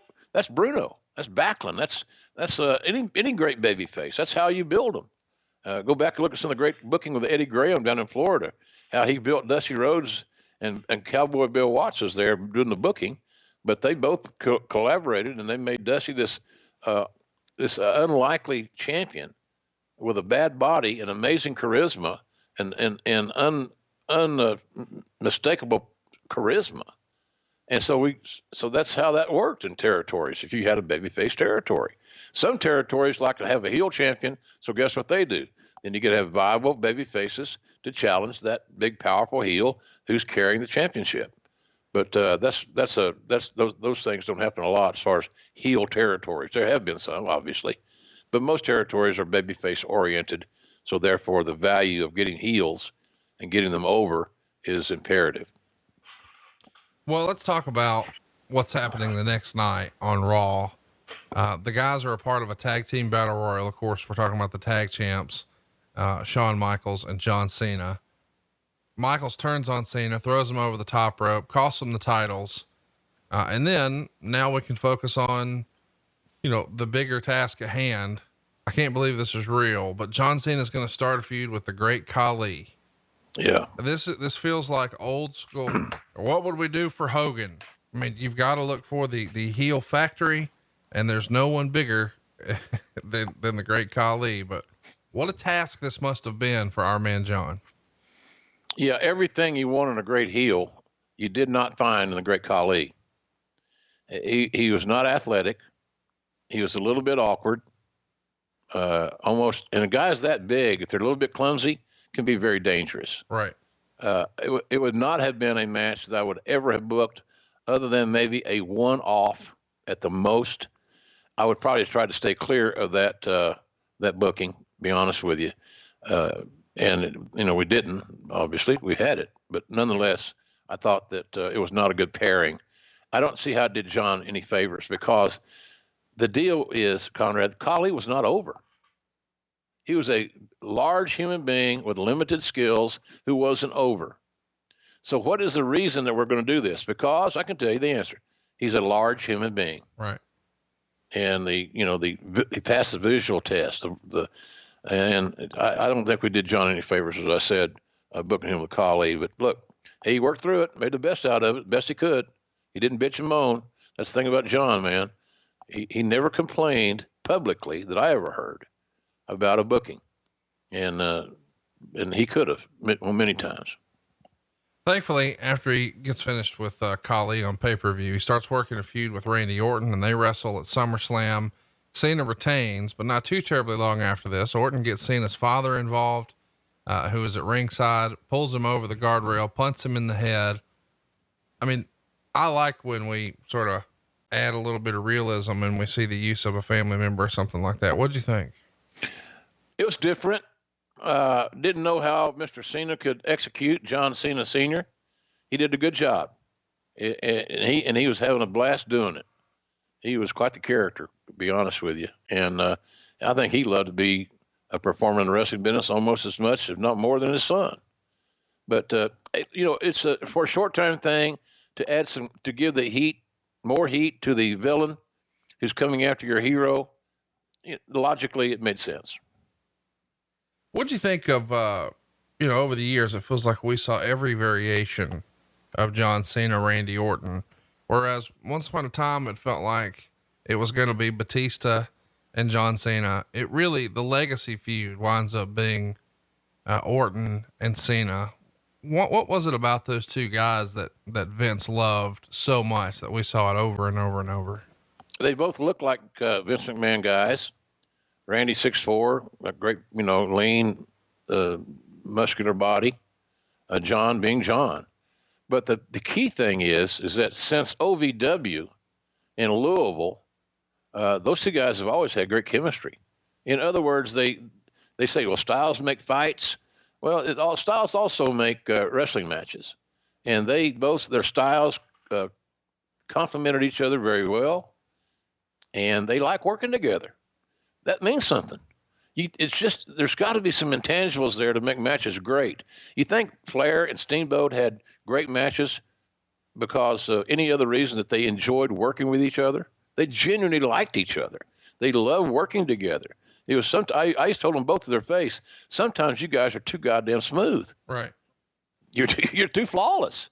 And, in a joking way, but that was them. So I think John and look, when you're booked with Khali and then you finally get Randy Orton, that's a pretty good deal. Yeah. Eventually they have a rematch at Unforgiven. Cena's DQ'd after punching Orton in the corner and not stopping. Maybe not. I mean, it's a different finish, but I don't know that if you're tuning in on pay-per-view, that's necessarily what you wanted. Let's fast forward though. October of 2007 on Raw. It's a match against Mr. Kennedy. Cena suffers a torn pec. It's going to take him out of the ring for a while, and the title is going to be stripped. How big of a blow is this for your marquee star to go down, and now you got to take the belt off of him? What's Vince's reaction when something like that happens? Next man up. It's the only option you got. You can't go wave your hands on it and lay hands on it. Can't get Benny Hinn on the deal. It'd heal somebody. Brother Love was not available to heal somebody. It hurt. Your top merchandise seller, your top box office draw, the face of the company at that time. It hurts. So we had to persevere. You got to do a show every Monday night or every whatever it was too, and with SmackDown. So yeah, it was not. It was a bad deal, but you got to work through it. And we knew that the pec injury, not an unusual injury in wrestling, we knew the timetable for healing, the therapies, the doctors. I think Dr. Andrews probably worked on John. He got just about everybody that was anybody through his place down there in good old Alabama. So, man, he put a lot of guys' careers back together. Dr. Andrews should do a show on him. Yes, he did. And he says, what a nice guy too. But nonetheless, it was an adjustment. We had to regroup. And sometimes that's a good deal because it gives other people an opportunity that heretofore they might not have as readily. So are you ready to step up when somebody is who's ahead of you on the roster goes down? Are you prepared mentally and physically to assume that role? And so that was kind of how you have to look at those things. But it's the inevitability of this business. For those that say, "Oh, it's fake and it's this and that," it's amazing how these fake injuries are then, because these guys are having surgeries for no reason, I guess. I'm being facetious, obviously. But yeah, it hurt us big time.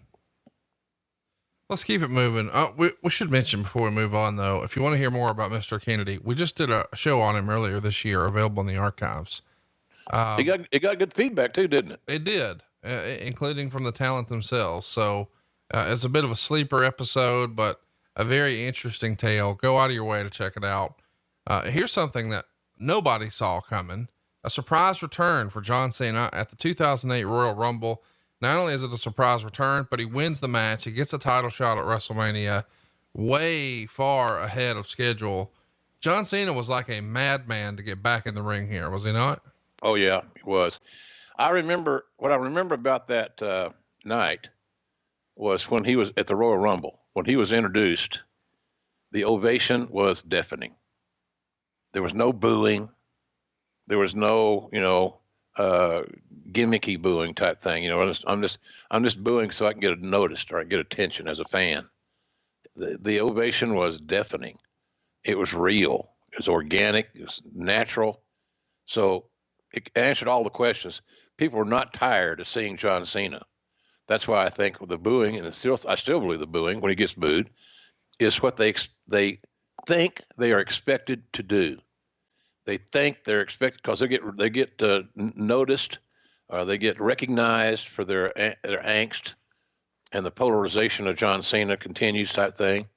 But that ovation, the only other time I can remember something like that, was a Triple H return, was amazing, and I think there was a time when Austin came back that the crowd went absolutely crazy, shit themselves. So I don't think they shit themselves. Well, somebody might have.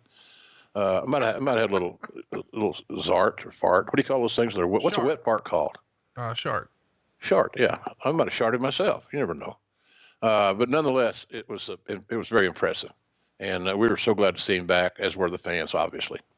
WrestleMania 24. It's a triple threat match against Orton and Triple H for the title. Orton pins Cena in the match.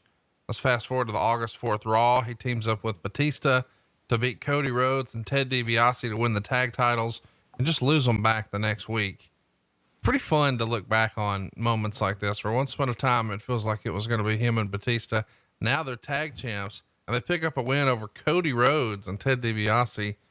Man, what a long tangled mess some of this is. He winds up suffering a herniated disc, and he's going to require surgery, and he's going to be out until Survivor Series in November. At any point here, did Vince start to worry? Is our man injury prone? Because it feels like some guys get this label thrown on them and their career is never the same. They don't get Vince's confidence, and they're just not in featured spots anymore. Whereas with Cena, he's always there, even with injuries. What's the difference in Vince's mind, if you had to guess? Passion. John's passion was overwhelming. His dedication to his craft was overwhelming. I don't know that anybody had any doubts that I can recall talking about, other than casually, we got to get John healthy, and we got to keep John healthy, more importantly, as well. So I don't think there was any massive apprehensions. Are we going the right guy or whatever? Because we knew we were going the right guy. Here's the thing about this. If John was a guy that never said no, he worked his ass off.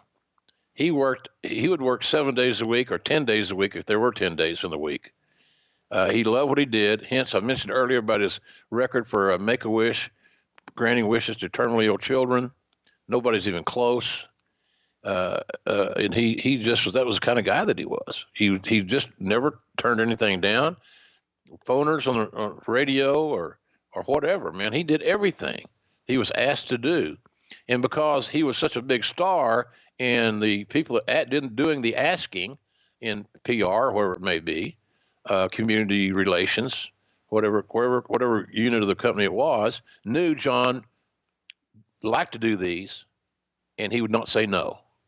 So all of a sudden they get a top talent, the top talent, who's not going to say no.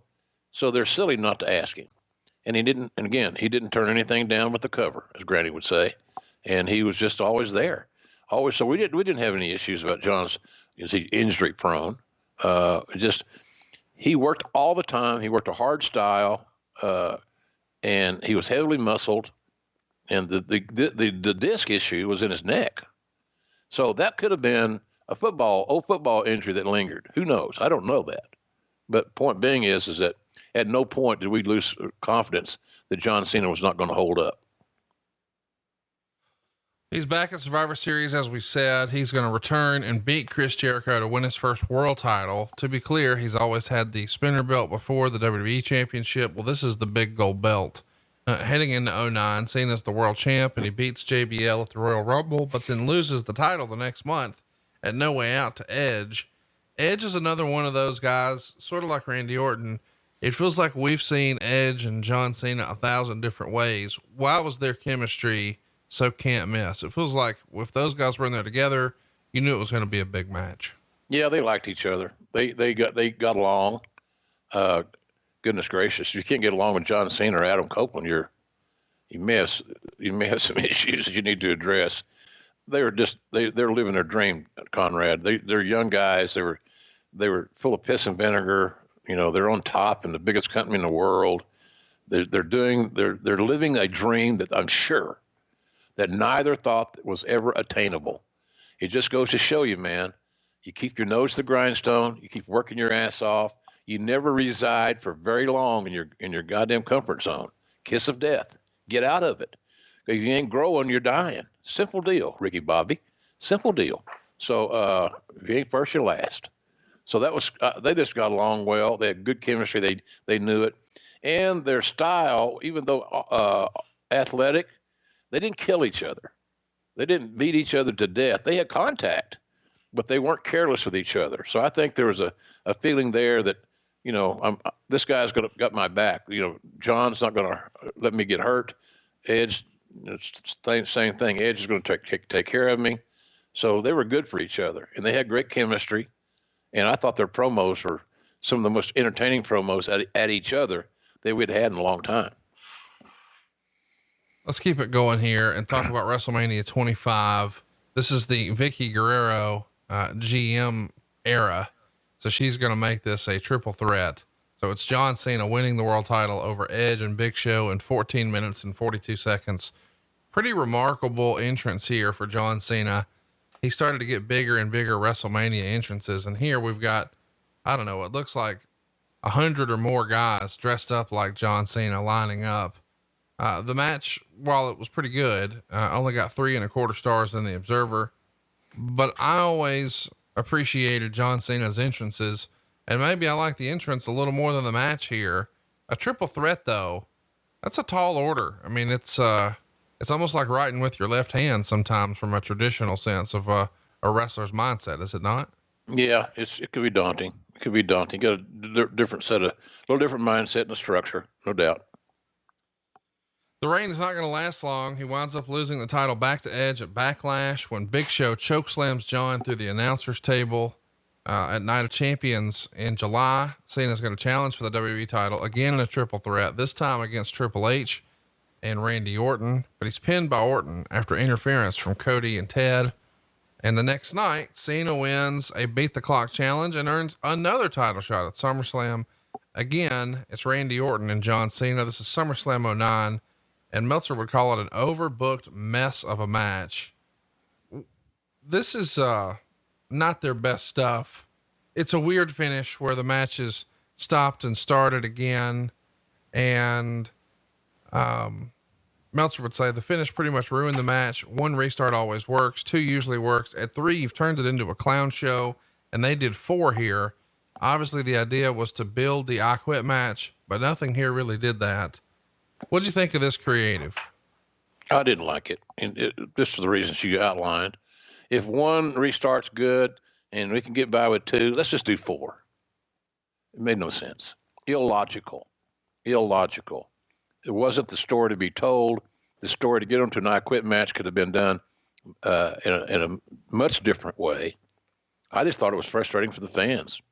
And that's never a good thing to book a match where the fans are frustrated. Fans should be excited, pissed off because the fan favorite lost or their favorite lost. But all these other emotions you try to squeeze into that emotional box for wrestling fans to experience. The one emotion you don't want is frustration or confusion or lack of patience. Make any sense? And we gave the fans every reason in the world with these restarts to do exactly those things that do not check the box. On the heels of this, it's more John Cena, it's more Randy Orton, and that's going to continue for quite a while. But breaking point, it's Cena and Orton in an I Quit match. Cena wins his 4th WWE championship, but he loses the title right back to Randy Orton in a Hell in a Cell match at the Hell in a Cell pay-per-view.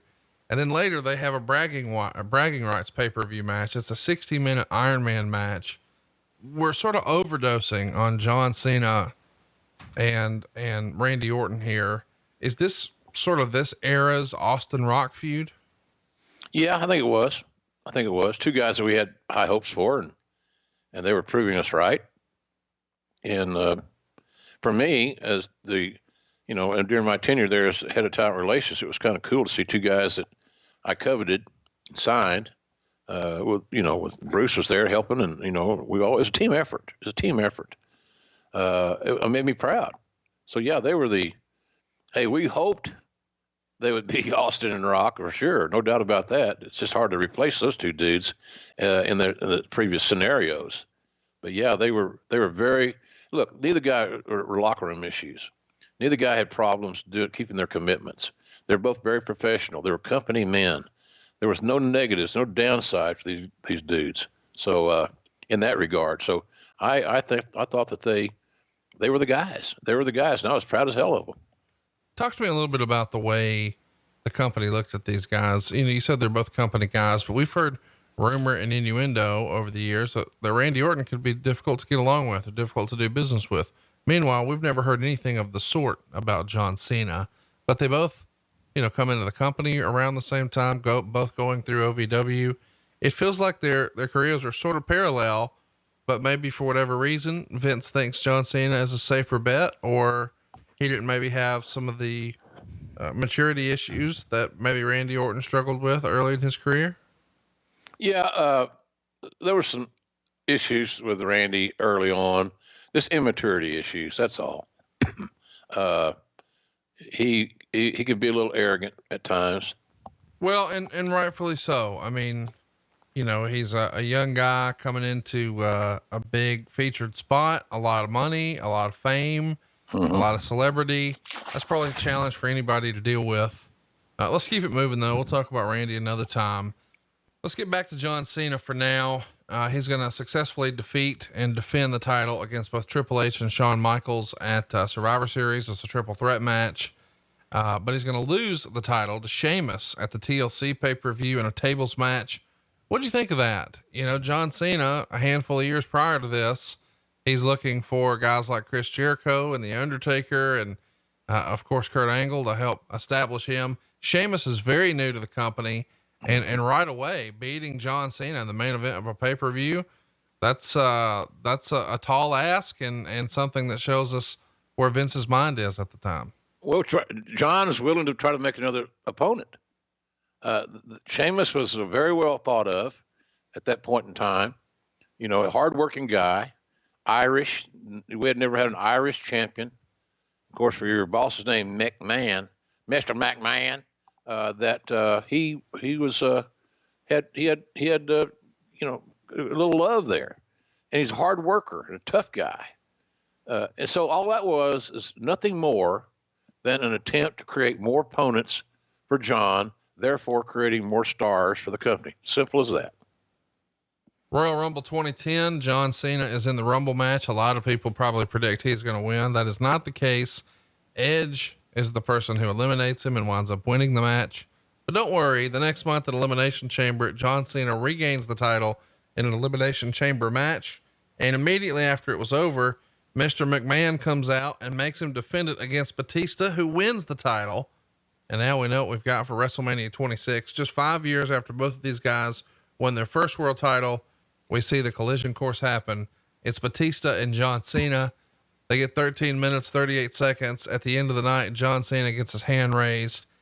And it was a 3.5 star match, but it felt like it had been in the works for a long, long time. What'd you think of this? Well, I thought that the frequent title changes in Cena's reign or anybody else's is counterproductive. It's not the greatest way of booking. It's not the greatest storytelling, switching the titles back and forth like a hot potato. I don't like it. I don't think fans like it by and large. You know, I don't trust it. I don't like it for some reason. It's almost like we expose our own business. This guy wins and this guy wins. Well, he's got to win it back. He's going to win. Come on. So I didn't like that trend. And as much as we've talked about John here today, Connie, we have a scenario where we got rapid fire title changes. Yeah. So you can't tell the champion without a program, I guess. So I don't know. I'm not a big proponent of that. I thought, again, I don't know how many favors we did John. The fact that he was so over, so Teflon, nothing negative is going to stick to him, like a loss or losing a title type scenario. That works for a while. But then we talked about earlier, why was he getting booed? Well, again, he's getting all these chances to keep regaining titles. And I think they had a little they had a little backlash to that. I think they had a little kickback, pushback. And I don't know that we helped him, John, with all these title changes. There are other ways to do it. And it goes back to some where talents are saying, well, if I don't go over, I can't get over. And that's true oftentimes. But I've also seen matches, I've called them myself, where guys got over in a losing effort. Stone Cold got over at WrestleMania 13 and he lost the match. And there's a zillion other illustrations for that happen. Quality matches, stem winders, as Granny would say, all that good stuff means more the execution of the match than the final 1, 2, 3 in many cases. That does not mean that I like 50-50 booking. I know that if you're going to get a talent over, they have to have momentum. So they got to get some wins together. But sometimes this with booking and trying to keep talent happy. My concern would be to sit down with talent and say, here's what we're doing. Here's why we're not doing this. And so it would not be to keep talent happy. It would be to keep talent informed. Here's our game plan. And here's what we're going to do. Do you have any ideas to make it better? And that's what I would be interested in. Not, well, we've got to keep the boys happy. Bullshit. They're going to be really happy when they get their check. That's all they care about. John is going to successfully defend his new world title against Batista at Extreme Rules in a last man standing rematch, which we recently covered on the Orange Show, which I can't recommend enough. That finish was pretty creative, duct taping Batista's feet around the post. Cena will then defeat Batista at the Over the Limit pay-per-view in an I Quit match. And it feels like Cena Orton all over again. You're a wrestling fan first and foremost. Did you have a preference? Did you like the Cena Orton matches better or the Cena Batista matches better? I like the Cena Edge matches better. Be honest with you. But I didn't dislike the others. I mean, Randy's an entirely different talent than Dave Batista. They're different body types, different styles, different approaches. So it's hard to compare them. But I didn't dislike Batista and Cena. I liked Orton and Cena a lot, but my favorite of the whole crew, of the whole group, I should say, was Cena and Edge, because I thought that they had more chemistry. They seemed to be, their styles seemed to work really well together. Not that Randy's or didn't or Dave's didn't, but it's just different. So I was a fan of the Cena and Edge bookings.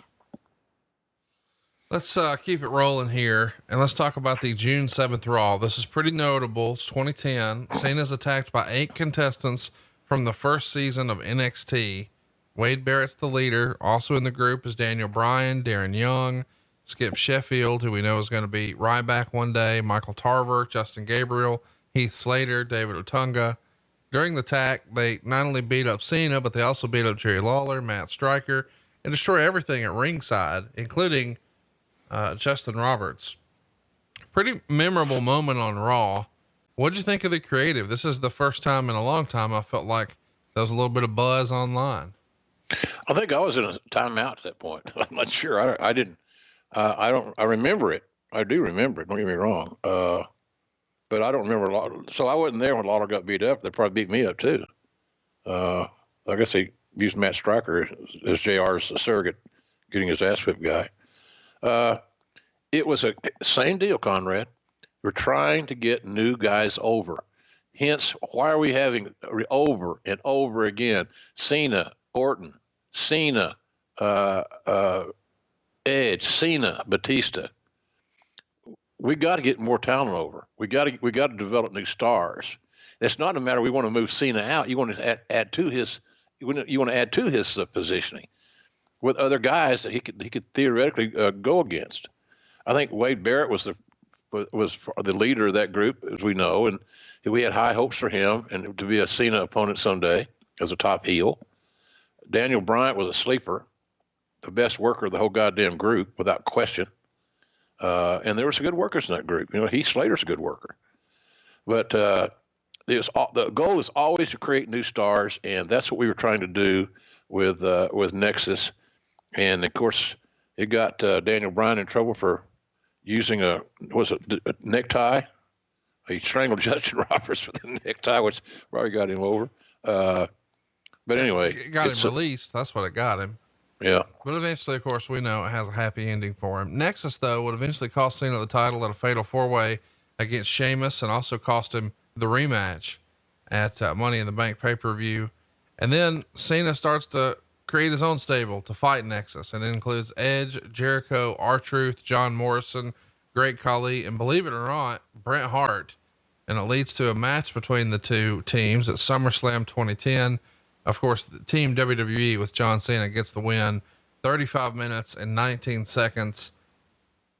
A lot of fans over the years have felt like this Nexus group had more steam and maybe they killed it too prematurely. What say you?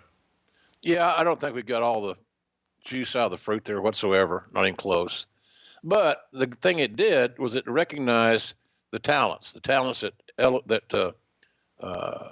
the cream rose to the top. Sure. So, and speaking specifically of Daniel Bryan, the former 5'8" world and WWE champion. And so he, again, broke molds, no pun intended. But I don't think it was a failure, but I do think as a faction, it had a lot of potential for more miles. I'm not sure why it slowed up, but let's say this. That team in Nexus wasn't all equal. There were stars in that team, and there were other guys on that team. And that might have been part of the issue. It's hard to book for 5 guys. Yeah.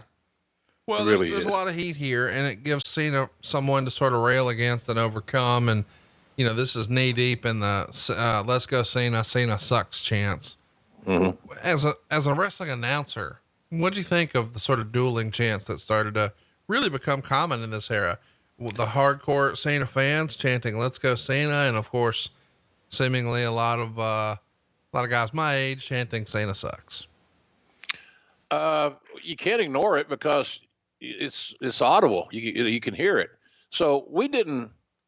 You know, I think Lawler, probably of our team, was a little bit more heelish. You know, he addressed that pretty good more often than not. I did address it, obviously, because you can't ignore it. But nothing particular. You always wondered, why are these fans booing John Cena? What has he done to them to merit these boos? Well, I think he's been overexposed. I think that he's been given too many chances to be the champion. You win it, you lose it, you win it, you lose it. I think people got tired of that. So I think the booking of John Cena had everything to do with why, let's go Cena sucks. Quite honestly, but you couldn't ignore it. No, you could not ignore it. I mean, it took over and it created a fun atmosphere for live events. After this SummerSlam showdown, Cena would face Wade Barrett at the Hell in a Cell pay-per-view. And the stipulations are If he loses, he's got to join Nexus. And if he wins, Nexus will disband. Barrett picks up a win and he joins Nexus. So then Cena and fellow Nexus member David Otunga would defeat Cody and Drew McIntyre to win the tag titles of bragging rights. And later that night, he's forced to help Barrett defeat Orton in a WWE championship match, giving Barrett the DQ win, but not the title. The following night on Raw, Cena and Otunga lose the tag titles to fellow Nexus members Heath Slater and Justin Gabriel when Barrett orders Otunga to lay down and lose the match. At Survivor Series, Cena officiates a match for the world title between Wade Barrett and Randy Orton. And per the Stips, if Barrett didn't win the championship, Cena would be fired from the WWE. Of course, Orton defeats Barrett to retain, which means Cena is fired in storyline, of course. The next night, Cena's giving a farewell speech on Raw before costing Wade Barrett the WWE title by interfering in his rematch with Randy Orton. And a week later, Cena invades Raw, first as a spectator, but then attacks members of Nexus, explaining he would still take down Nexus one by one, despite not being employed by WWE anymore. What'd you think of this creative? He didn't work here. He's going to take down Nexus one by one. Strictly showbiz, the entertainment side of sports entertainment, very illogical. You're not going to let a guy that doesn't work for you create a liability issue. And people say, well, it's wrestling, JR. Come on, it's wrestling. Yeah, it is wrestling. And wrestling should be reality based. And that particular storyline was not reality based. It was illogical. And illogical angles don't resonate with me very long. On the December 13th Raw, Cena is rehired by Barrett in exchange that he would face him at the TLC pay-per-view, which of course Cena wins. And Cena would eventually manipulate the group to make him the leader and then kick Barrett out of the group. And that's sort of winding things down for Nexus.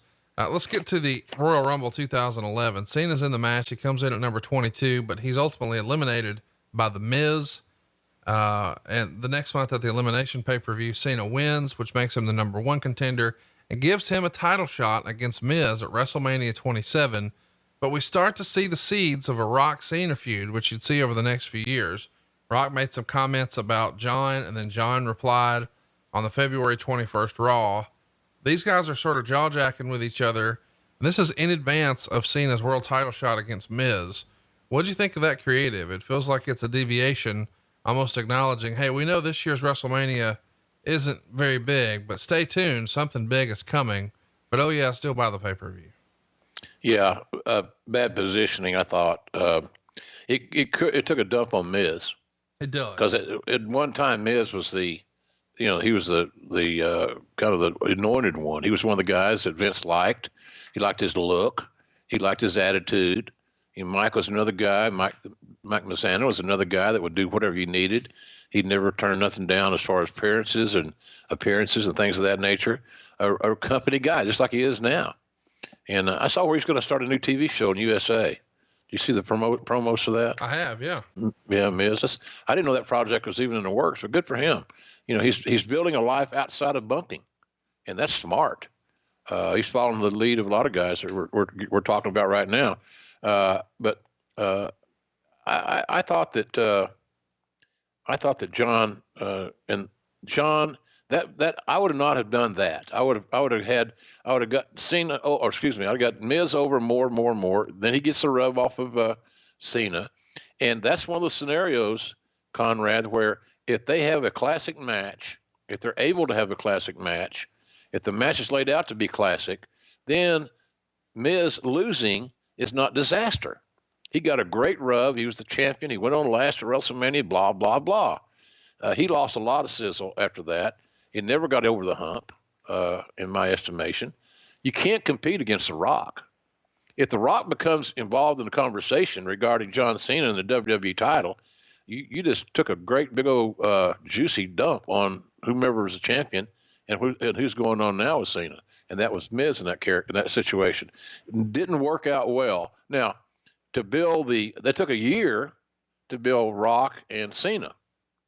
I like that, but I wish it had started a little bit after that WrestleMania. Yeah, definitely. Rock was the guest host of that one. This is the one from Atlanta, as a reminder.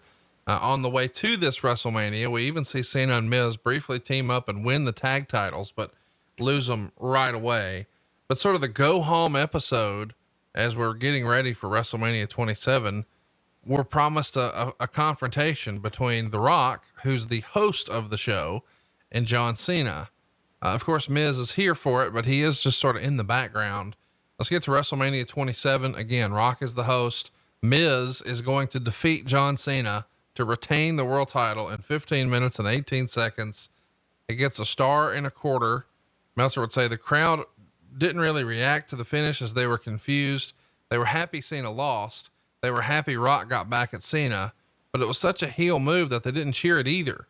Miz is celebrating in the ring, and Rock starts punching him around, gives him a spine buster and a people's elbow to end the show. This is a weird finish to WrestleMania, is it not?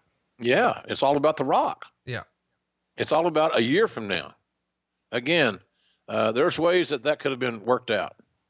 That's the way it could have been worked out a little differently, no doubt. But it was awkward. It was awkwardly booked. And you want to protect Cena, but above all, you want to make sure The Rock has got that shine on him and he's standing square in the spotlight. And that was accomplished. Pretty remarkable. The next night, they announced that the WrestleMania 28 main event is going to be Rock and Cena. We've got both guys here doing promos on each other. But a year ahead of time, this is kind of ballsy. I mean, Rock at any point could have his schedule changed for major Hollywood commitments, but we're announcing it a year out. Did you feel that was risky on Vince's part? Yeah, it was risky, but the fact you just mentioned it, Rock's ambitious schedule of movie making. There was a window that he was available to be on WWE television, and that window was going to close because of his immense schedule. He's not going to quit making massive money that has led him to become the highest earner in Hollywood the last couple of years, or right at it. You're not going to ask him to quit that to do a wrestling angle. You're just not. It's totally stupid if he did that. It would be, and he wouldn't, and Rock would not have done that. He's got commitments, and he's going to keep those commitments and keep building that career. His career long term was not going to be in wrestling, but he was willing to come back and help, and to try to pop a number, sell a lot of pay-per-views, sell a lot of tickets and merch, et cetera, et cetera. Brock is also a great marketer. He knew that getting back on that major spotlight was going to be good for his career, reinvigorating his image to the wrestling fans who've loved him. And hey, look, wrestling fans buy movie tickets. They support things that our guys do and the wrestling guys do. So I understood what they're trying to strike while the iron was hot and while Rock was available, because having him back on television was going to be a little bit erratic, just simply because of his schedule.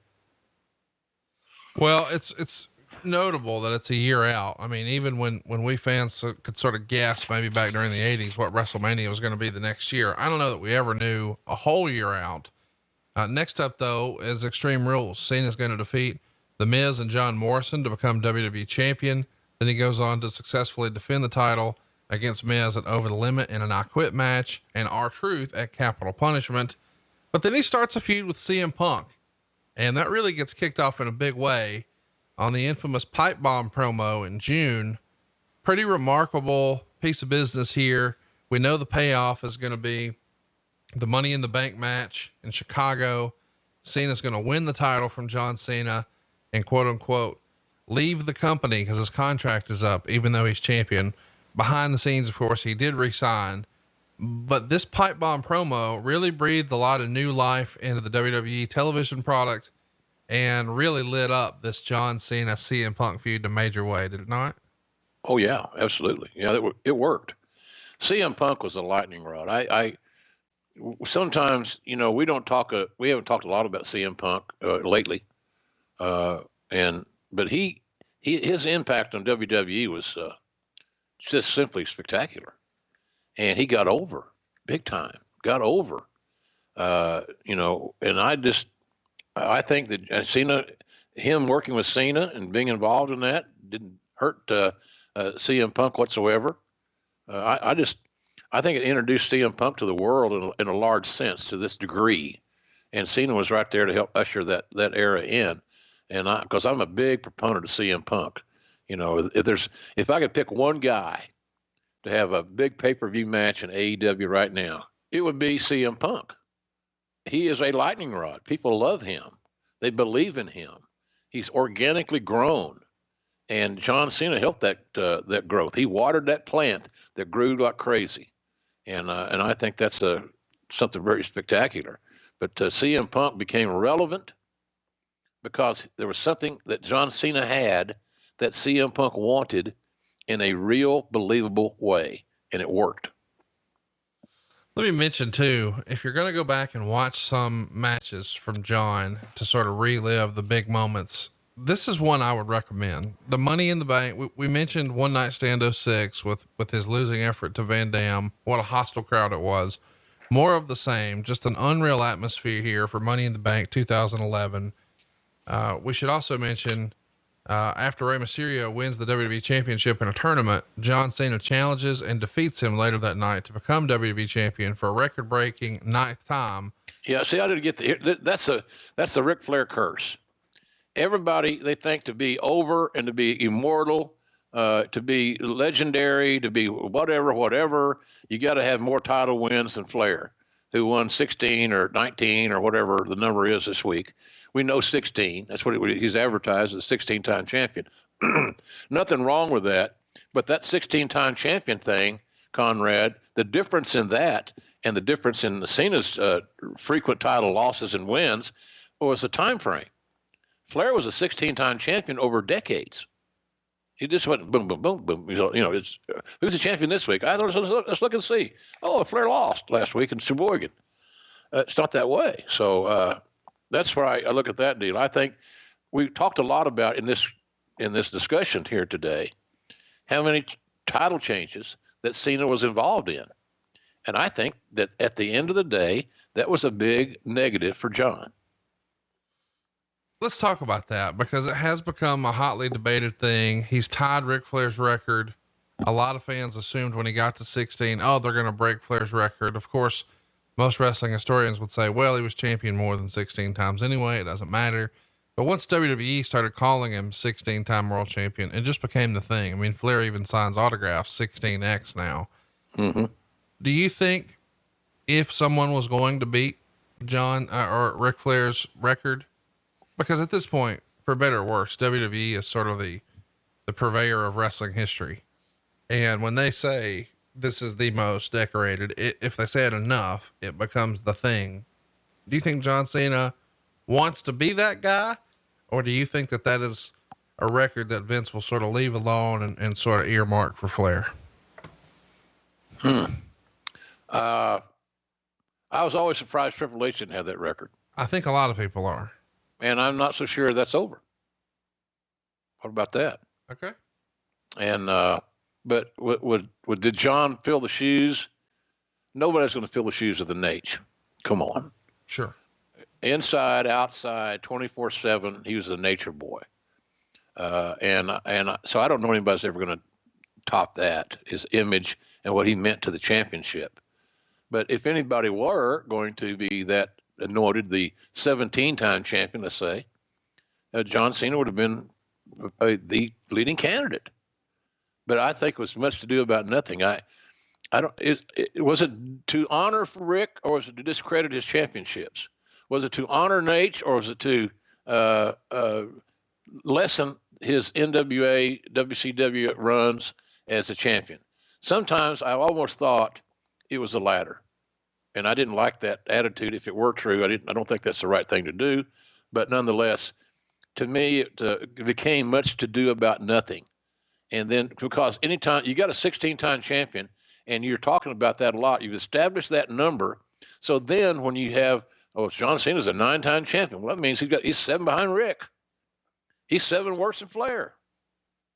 Well, does that help him? I don't think so. As we mentioned, the promo here is going to be cut off by CM Punk, who's also claiming to be the champion. So they're going to have a unification match at SummerSlam. Punk gets the win. Let's fast forward to October of 2011. You return to Raw and team with John Cena to beat Michael Cole and Alberto Del Rio. What the hell is this, Jim? Shitty booking. Mexico City, too, high altitude. Older guy, out of shape. That'd be me. Michael Cole, probably not so out of shape, but he had no skills. Neither did I, by the way. It's not like I'm trying to pass myself off as Dory Jr. here.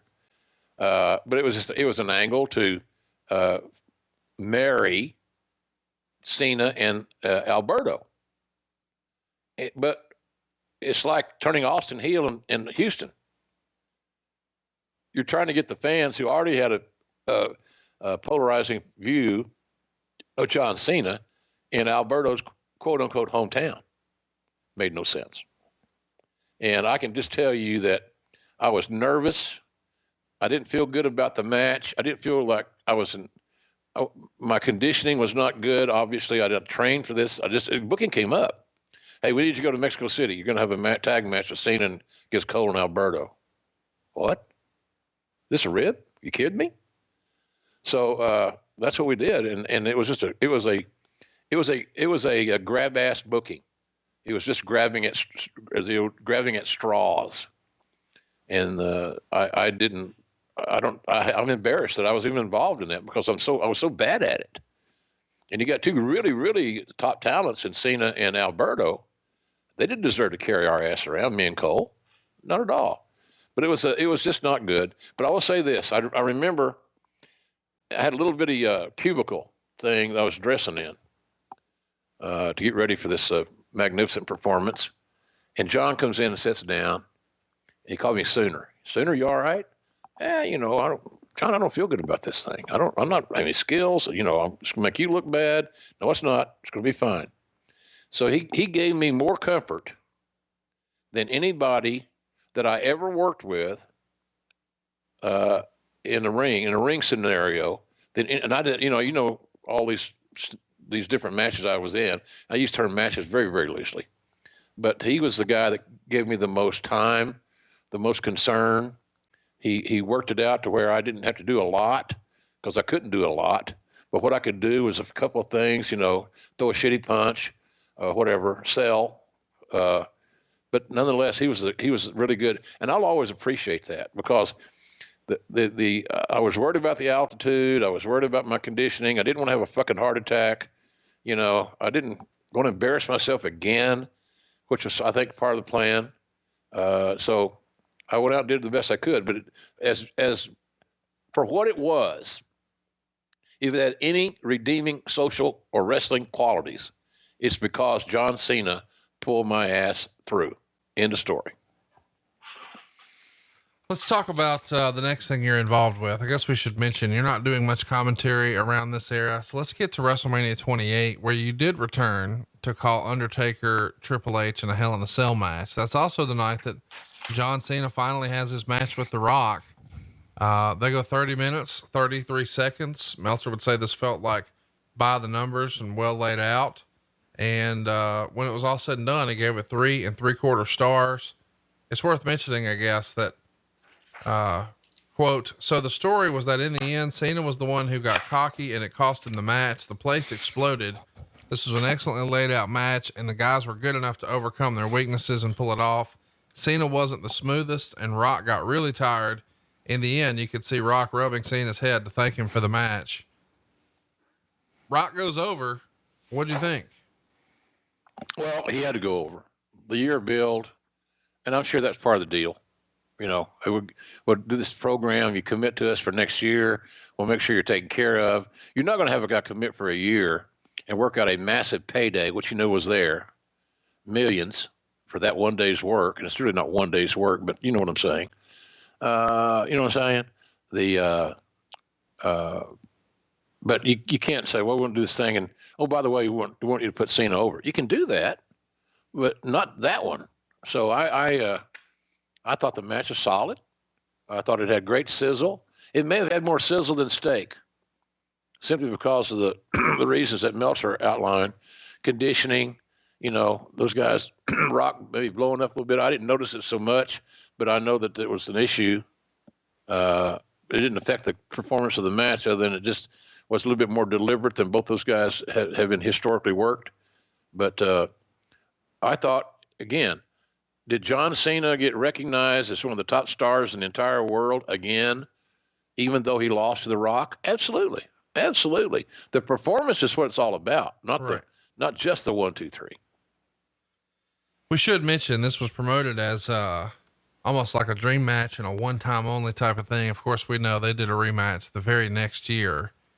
I mean, do you know if that was already the plan, or did they not know until they got closer to this one that, hey, we're gonna do this again next year? I'm sure it was discussed, because you have to discuss those kind of things with Dwayne. Right. Because of the schedule. Oh, by the way, we're going to book you next year at WrestleMania. Well, I can't do it next year because I'm doing, whatever, one of his great movies, Fast and Furious series, or whatever it may be. I don't know, but something. Everything he does is big. So I think they had to work ahead.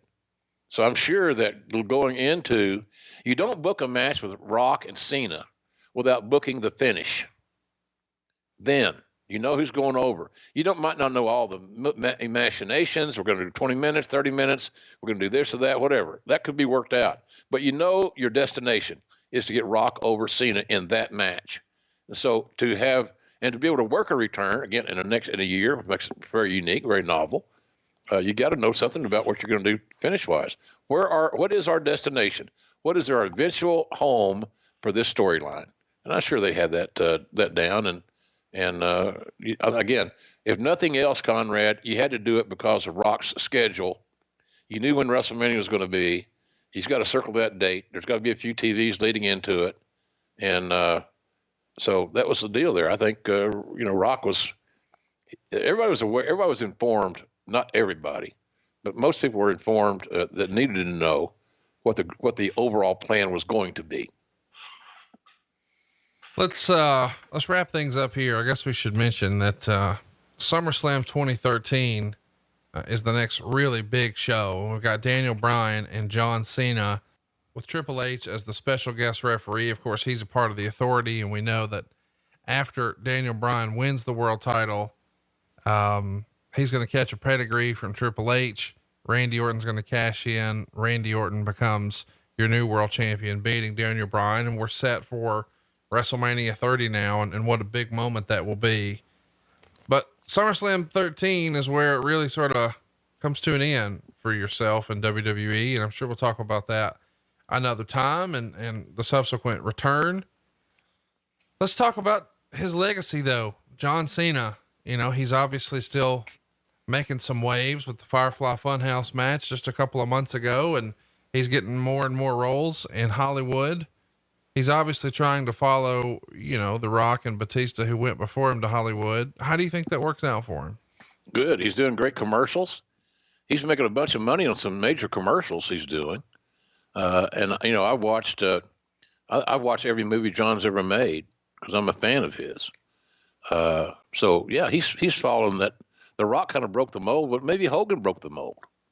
Maybe it was Hogan that started all this movie stuff back in the day. Right. With Rocky. So you can't leave him out of this discussion, quite frankly. Sure. But I think that there's a road to success in Hollywood through wrestling, and the WWE in particular, because they're the biggest dog in the old yard. So yeah, I think that John's doing a great job. The movie roles he's selecting are quality roles. They're not just Jake Leg. We'll see this movie at the drive-in. These are major films he's doing, and I saw he did a very nice little role, very simple, but it stood out when the ladies are watching. I think take out the trash or something, on maybe hefty trash bags or something like that. But he's got quality advertisers, so he's got good representation. He's not going to be a pain in the ass to work with. That he's going to have the same work ethic he had when he was in WWE full time. So Hollywood got him another star, thanks to the process of WWE. And John's, I don't see John ever coming back for any kind of full time role or multiple appearance things. I think he'll always keep it special, occasional type thing, and generally I'm thinking probably around a WrestleMania time.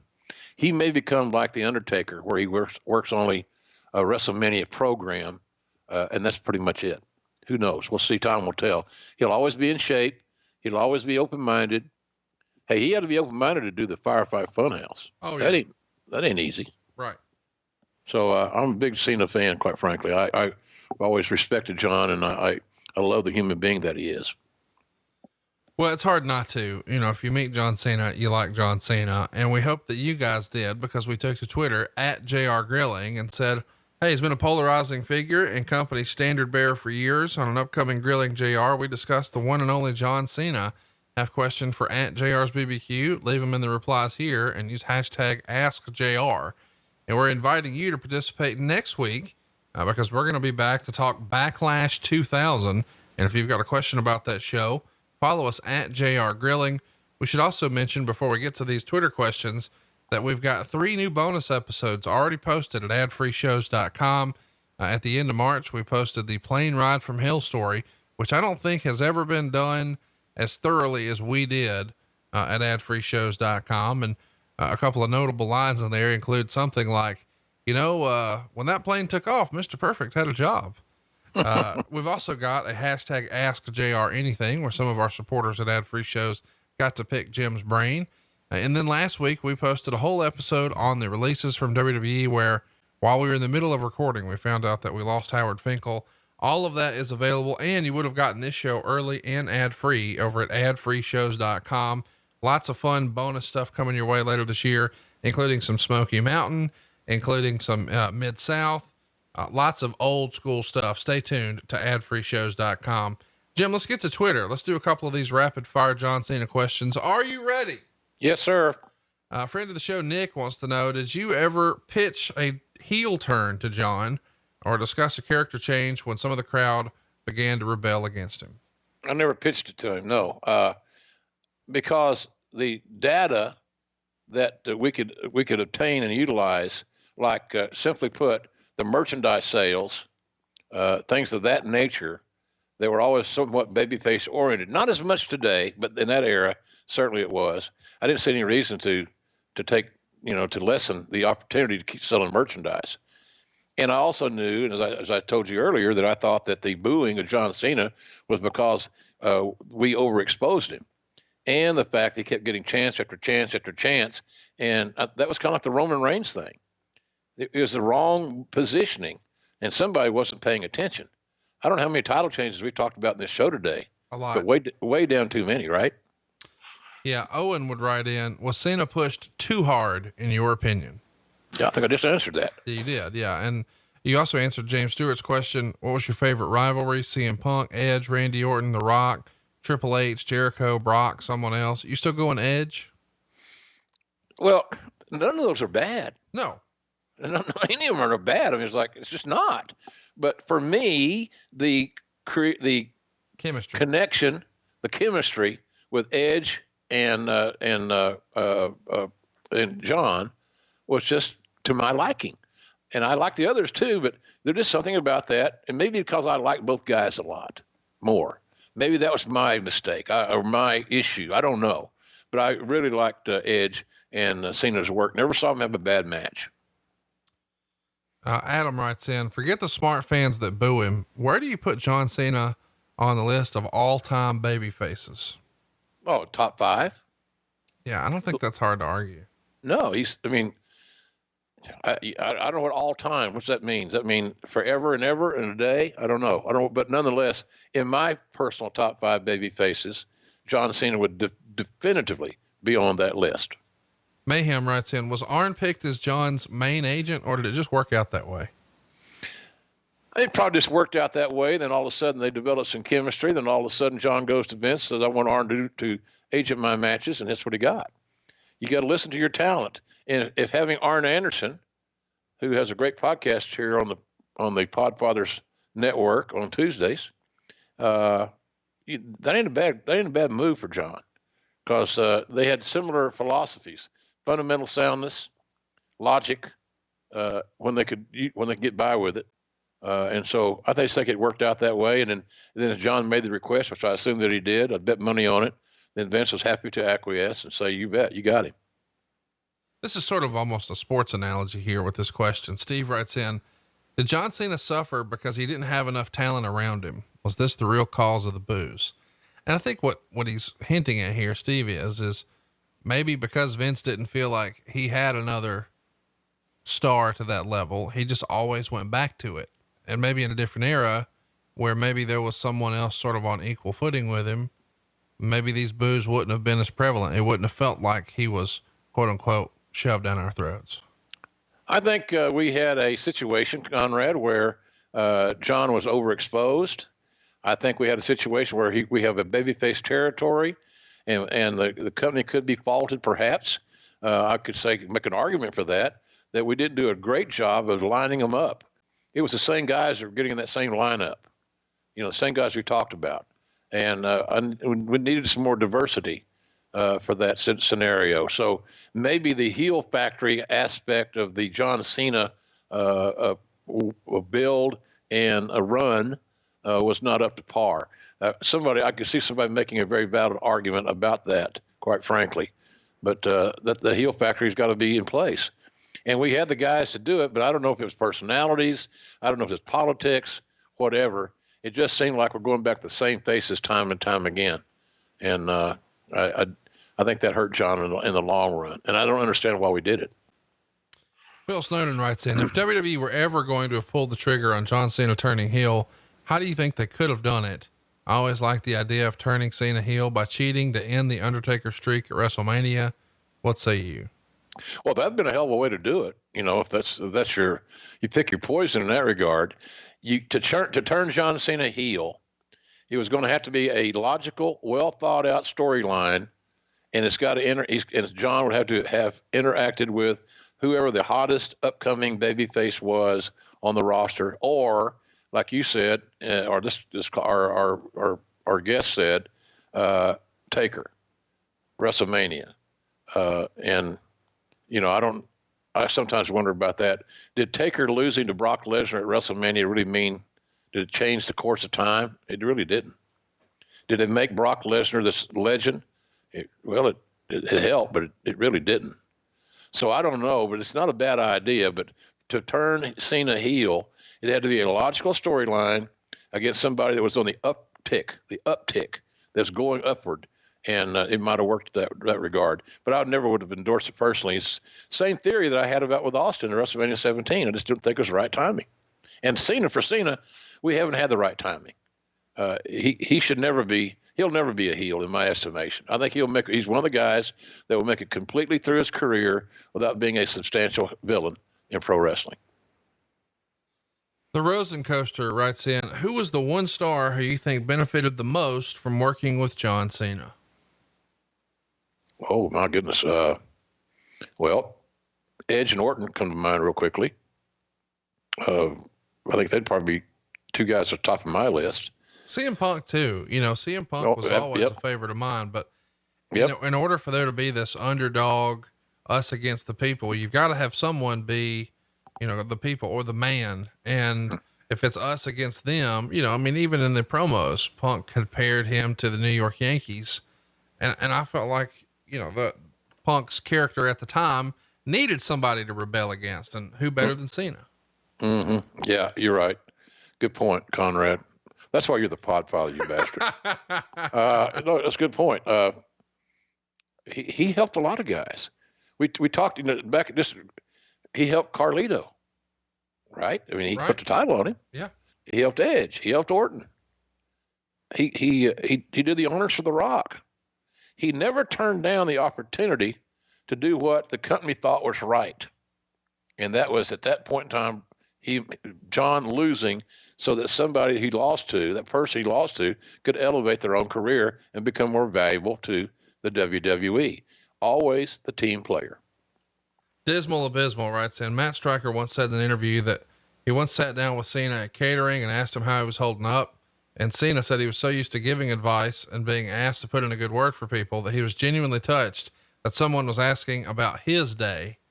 How likely do you think that story is? I can see that happening. I could too. Yeah, I can see that happening because the great guys like that are taken for granted oftentimes. You're making all this money, you're getting the big push. You got 88 t-shirts and 72 foam fingers and the spinner belt and a dinner belt and all that shit, whatever. What about, why not me? So John was always went out of his way to help other people, but he was taken for granted a lot. because he wasn't a bitcher and a moaner and a complainer. If he had been a harder to deal with person, some of those multiple title changes more than likely would not have occurred. Noble writes in, why wasn't John Cena and Undertaker at WrestleMania ever a high priority? Couldn't tell you. It seems like a natural thing, but it may be in a scenario where Vince didn't want to beat either guy at that point in time. If that was, and it was a good reason not to have it. All right, Jim, before we wrap this up, a lot of the questions are about John Cena's charity work and his merchandise sales and all the reasons that he was really the babyface that could never turn heel. But the Make-A-Wish thing, which you touched on at the top of the show, I mean, I think he's granted more wishes than anybody in the history of that program at this point. They can't turn him heel and still have him do that type of thing, right? It doesn't make sense to me. And right. I think that everybody agreed with that. And I'm sure John had some input on that as well. Making these wishes for these terminally ill children in Make-A-Wish is very important to John Cena. It's not just a gimmick to get a nice photo op. It's not that. He's done hundreds and hundreds of these that never made air. He was never looking to get publicity out of helping terminally ill children. It's still important to him. So that's a good reason. It's the right reason. It has never made organic sense for John Cena to become a heel. Sorry, folks. You can Cena sucks. Cena go. Let's go. Cena suck. Whatever you want to say. It's all you paid your money. You got in. So say what you want. But no way that John Cena, in my estimation, if I had the old pencil, my eraser would never work on moving him to the heel side. It would never have happened, and it didn't. Thank God. Two more things before we wrap it up. Earlier this year, and I guess for the last few years, Alex Riley, former WWE superstar, has talked about his heat with John Cena. And he's essentially saying, hey, he just didn't like me. And there's not going to be much of a spot for me with WWE as long as he doesn't like me. And there's been rumors over the years that John became a bit of a politician, whether he was lobbying for, something with Mr. Kennedy or something with Alex Riley, or even on behalf of his at the time then girlfriend, Nikki Bella. When you hear these rumblings about John Cena, the politician, is that someone just trying to take what maybe they've heard about major figures in wrestling history from a bygone era and applying it to John? Or do you think there may be, smoke to that fire? And if anybody deserves the opportunity to make requests, it's John Cena. Yeah. Somebody looking for bullshit. It's really, should he have had influence behind the scenes? Absolutely. You encourage your top guys who have attained that success to give back to the company in a variety of ways. One of those things is leadership, being a mentor, providing ideas, encouraging talents, coaching them up, et cetera, et cetera. And John did a great job of that. And look, if I had a girlfriend that looked like Nikki Bella, would I try to push for her to get a better gig or more exposure? Hell yeah. You crazy? Of course I would. It's going to be Vince's call at the end of the day, but bottom line, I never saw her in a position, and her sister, that they didn't fit. I mean, they weren't skilled wrestlers. They weren't Jackie Moore. They weren't Becky Lynch or Charlotte. They were attractions. So I never heard that. I don't think John ever used his influence in a negative way to help somebody that didn't deserve the help. Did he help some people? Hell yeah. But I think they all deserve the opportunity to get recognized. And all he did was say, hey, I think we could do some business with this person, or you could do some business with this person. And his opinion counted. And so he utilized it. Nothing wrong with that. Well, we know what's next for John. He's still working in Hollywood, and he's cranked out quite a few movies. Jim, what's your favorite John Cena movie so far? I just watched one the other day. The one, I think maybe it's called The Marine. Yeah, that's a good one. He came back from Afghanistan or something like that, and his wife had been kidnapped. A very simplistic formula, but it really, I enjoyed the cast. The lead heel in it, Robert something, is really good. He played off John very well. So you had a good booking there. You had a top heel that got over and was a bad guy. And then you had the husband who just served his country, trying to find his wife, and he'd been gone and serving the country, blah, blah, blah. I thought that was a pretty good film. He's an action adventure guy until I saw the one the other day where he played the role of the father that, what was that called, Conrad? It was really good. He played the father of a teenager in this little neighborhood where I can't remember the name of the damn thing. I'm sorry. No, Well, I don't know the name of it. I don't know the name of a fucking lot of movies, but I can't remember it. It's a very funny movie. He's done good work. He has good agent. He has good representation, and he's very picky, I'm sure, about what he selects to be in. So I think he's got a great future. It's all about the roles. Look at the roles The Rock gets. They're roles that he can make work. They're roles that he feels comfortable in executing. Same thing with Cena. As he gets more tenure, has more hits, more success in Hollywood, that he'll be getting the same kind of roles that Rock got, roles that fit his character and his personality. The movie, proud the movie you were referencing is Blockers, and it's insinuating cock blockers. It's that's it, Blockers. A bunch of teenagers who are trying to hook up for the first time, and their parents are trying to intervene. Pretty funny stuff. But the Marine, the first one you mentioned, I think that's on like Hulu and Amazon right now. That was his first like big time movie, and it's from WWE Films. And I think it's probably, to this day, the movie that, as far as all the stuff that WWE Films has put out, it's probably the one most universally liked. I think it's from like 06 or 07, something like that. So it's been out a long time. But if you're looking for something to watch and you want to sort of double down on John Cena, and celebrate his birthday today, then by all means, crank out the Marine. I recommend it, and Jim does too. So 2 thumbs up from us. Yep, absolutely. It's fun. It's a fun, easy watch, and the family can watch it. It's got action. It's action and adventure, but I think it's probably PG, maybe PG-13. I'm not sure, but it's the family can watch it and enjoy it. So I think that's an important thing. It's kind of like we talked about Big Show's sitcom on Netflix. The family can watch it. And you got small children, like many of us had in our lifetime, thank God. You got to be careful of that stuff. So a John Cena movie normally is going to be family friendly. That's my knowledge. And next year it's going to get turned up. You know, you sort of talked about, hey, he's going to follow in The Rock's footsteps. Well, how about he already has Fast and the Furious? That movie was supposed to come out this year, the 9th movie in that franchise. It's going to come out next year. He'll play one of the main characters, Dom's brother, Jacob. And also next year will be the Suicide Squad, where John Cena has a role in it. And these are 2 big time, huge Hollywood movies. And I expect that this is just the beginning of John Cena, but maybe that's the end of his in-ring career. What do you think his legacy will be in professional wrestling when it's all said and done officially? One of the top 5 baby faces in the history of WWE, without a doubt, hands down. And a personal favorite of mine because of his character and his work ethic and his integrity. You never had to worry about John Cena embarrassing the company outside or inside of the cocoon.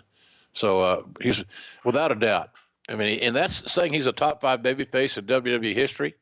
That includes Bruno, Hogan, Austin, Rock, Undertaker, all these dudes. He belongs in that same conversation. Top 5 at worst, in my estimation. I'm not going to name the top 5 because it's so subjective. These lists don't mean shit anyway. But because what are you basing it on? What criteria? My criteria, personally, John Cena is an all-time top 5er. He's going to be a great Hall of Famer, and that'll draw a big. That'll be something special when that returns. But nonetheless. Just a hell of a guy, MVP kind of a guy, man. Just MVP in the ring, MVP in life. All the respect in the world, John, for you and what you've accomplished. I never had a bad day with John Cena on my roster, ever. Let's mention too, because a lot of comparisons are going to be made with these lists and things like that. John Cena is a modern day Hulk Hogan in that the same way when I was a little kid, I looked up to Hulk Hogan and I was a little Hulkamaniac. Fans who were my age now at the time probably looked at Hulk Hogan and said, I'd rather watch a Ric Flair match than this. Not for me. Sort of the same thing with John Cena. Maybe it wasn't for you, but man, that generation of kids, they still look at John Cena as their Hulk Hogan, and that'll be his legacy to me. And I'm looking forward to us talking about an individual pay-per-view next week. It's Backlash 2000. Well, Conrad, I got to add something. I find it incredulous that you said you were a little Hulkamaniac. Okay. I was a medium-sized Hulkamaniac. A medium-sized. Medium size. How about, were you wearing Huskies at that point in time? Oh yeah. Yeah. I was a first grade lineman. Yeah. When I started playing football as a first grader, I was already on the line. No, you got your hand in the dirt, right? Yeah. Which earlier when you said that about a center, I was like, okay, I know what you mean, but I know some of our listeners are probably going to tweet and say, well, technically his hand was on the football, not okay. Well, you know what it means. If you're a two-handed snapper, there you go. It is. If you're a two-handed snapper, I was an honorable mention All-Stater, and I snapped with one hand because that's what we were taught to do. Right. And so, but nonetheless, I digress. Hey, and Jim, before I let you go, we should mention, man, you're shipping a ton of books, and every time I log into social media, more people are bragging that this is the best book on professional wrestling ever written. Oh, thanks, buddy. A lot of people have liked it. I'm blessed and grateful, quite frankly. JRSBBQ.com is where you can get a personally autographed copy of the book, first edition, hardcover. I'll pay your shipping if you live in the lower 48. And so it's a pretty good deal. Amazon's got it, Walmart.com, Target.com. When the Barnes and Noble stores open back up in full complement, they'll have it as well. So it's doing really well. I'm very, very blessed, very happy. I thank you for bringing it up. JRSBBQ.com, where I'll also be happy to sell you some barbecue sauce because it's grilling season. Yes, it is. Every time I log into social media, if I'm not seeing somebody bragging about your book, they're bragging about the sauce. They're bragging about everything else that's available at JRSBBQ.com. I'm really surprised so many of my own friends have went and bought your book to get it personalized. I'm like, guys, when the world's over, we're going to do live shows and he'll actually personalize it for you in front of you one day. But I don't know. People don't want to wait, and I get it. While you're quarantined, why not enjoy a good book? Check it out. The best wrestling book ever written. Jim's not saying that. I am. You can get it personalized and sent to your house right now at jrsbbq.com. And don't forget to pick up some of that sauce. It's inspired by mama, but enjoyed by you. Check it out. jrsbbq.com. Next week though, April 30th, it's the exact 20-year anniversary of Backlash 2000. Chris Jericho's on the poster. We're in Washington, DC. Sold out, hanging from the rafters, 19,000 plus in attendance. Edge and Christian going to be defending their title against Road Dogg and X-Pac. Dean Malenko taking on Scotty 2 Hotty for the light heavyweight championship. Bossman and Bull Buchanan against the APA. Crash Holly against Hardcore Holly, Jeff Hardy, Matt Hardy, Perry Saturn, and Taz for the hardcore title. A singles match with Big Show and Kurt Angle. A tag match with the Dudley Boys and Test and Albert. Eddie Guerrero is going to defend his European Championship against S.A. Rios. China and Lita are on the outside.